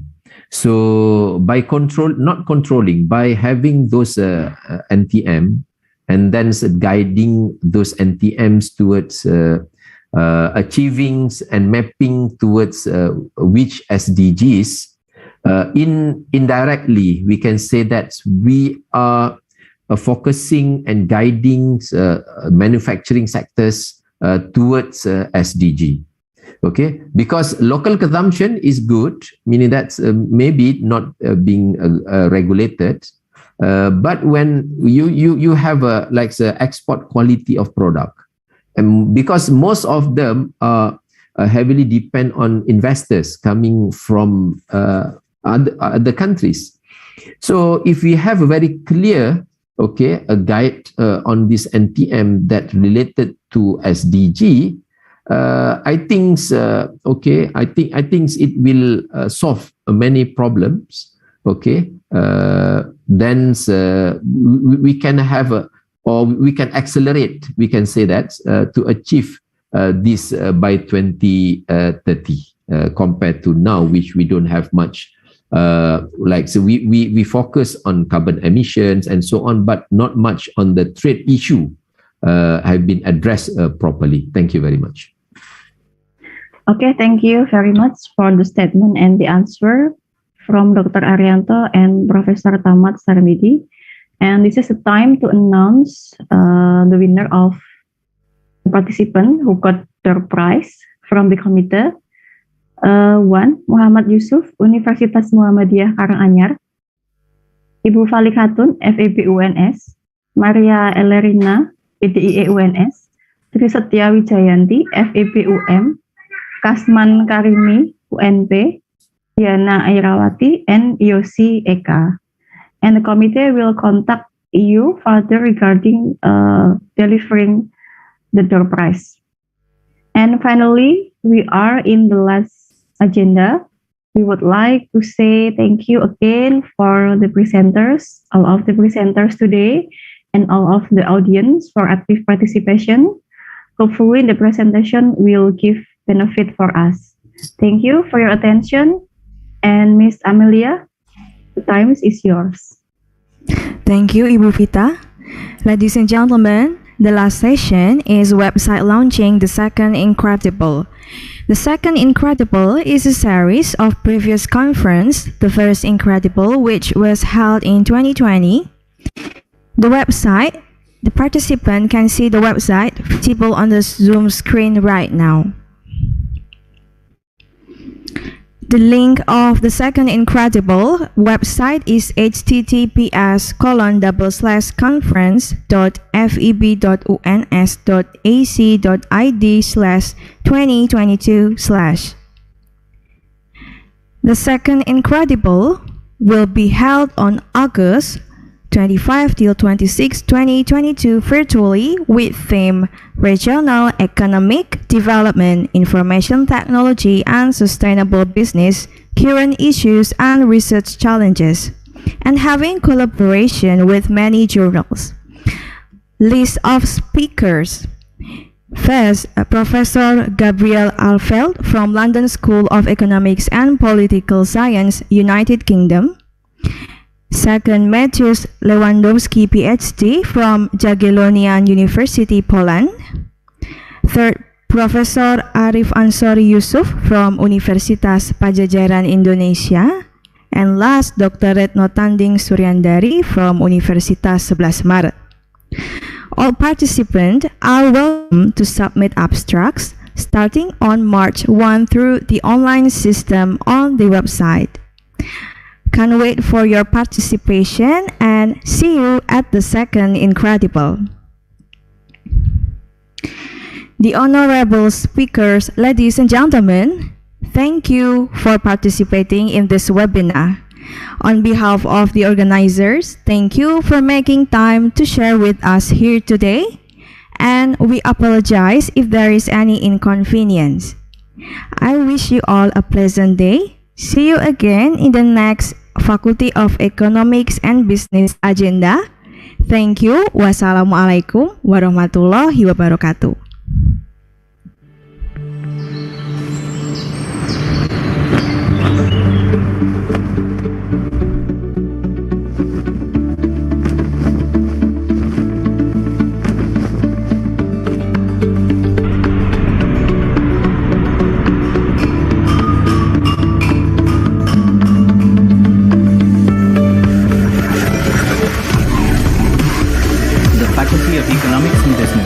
Universitas Sebelas Maret has established its vision to be a leading school of economics and business at the national level and recognized at the international level. FEB UNS currently has 7 degree programs consisting of 3 bachelor undergraduate programs, 3 master programs, and 1 doctoral program. All programs have been accredited A, Excellent, by the National Accreditation Board.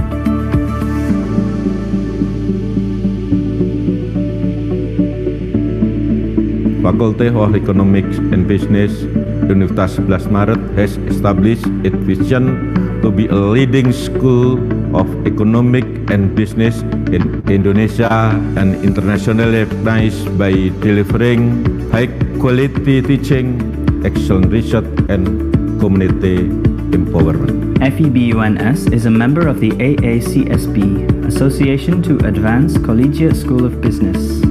The Master of Management program of FEBUNS has been accredited by ABES 21, the Alliance on Business Education and Scholarship for Tomorrow, since 2016, while the undergraduate program in Management and the undergraduate program in Development Economics have been certified by the ASEAN University Network Quality Assurance since 2018 and 2019, respectively. Research outputs of FEBUNS have been among the top 5 in Indonesia. A number of articles written by academic staff have been published in prestigious top-tier journals.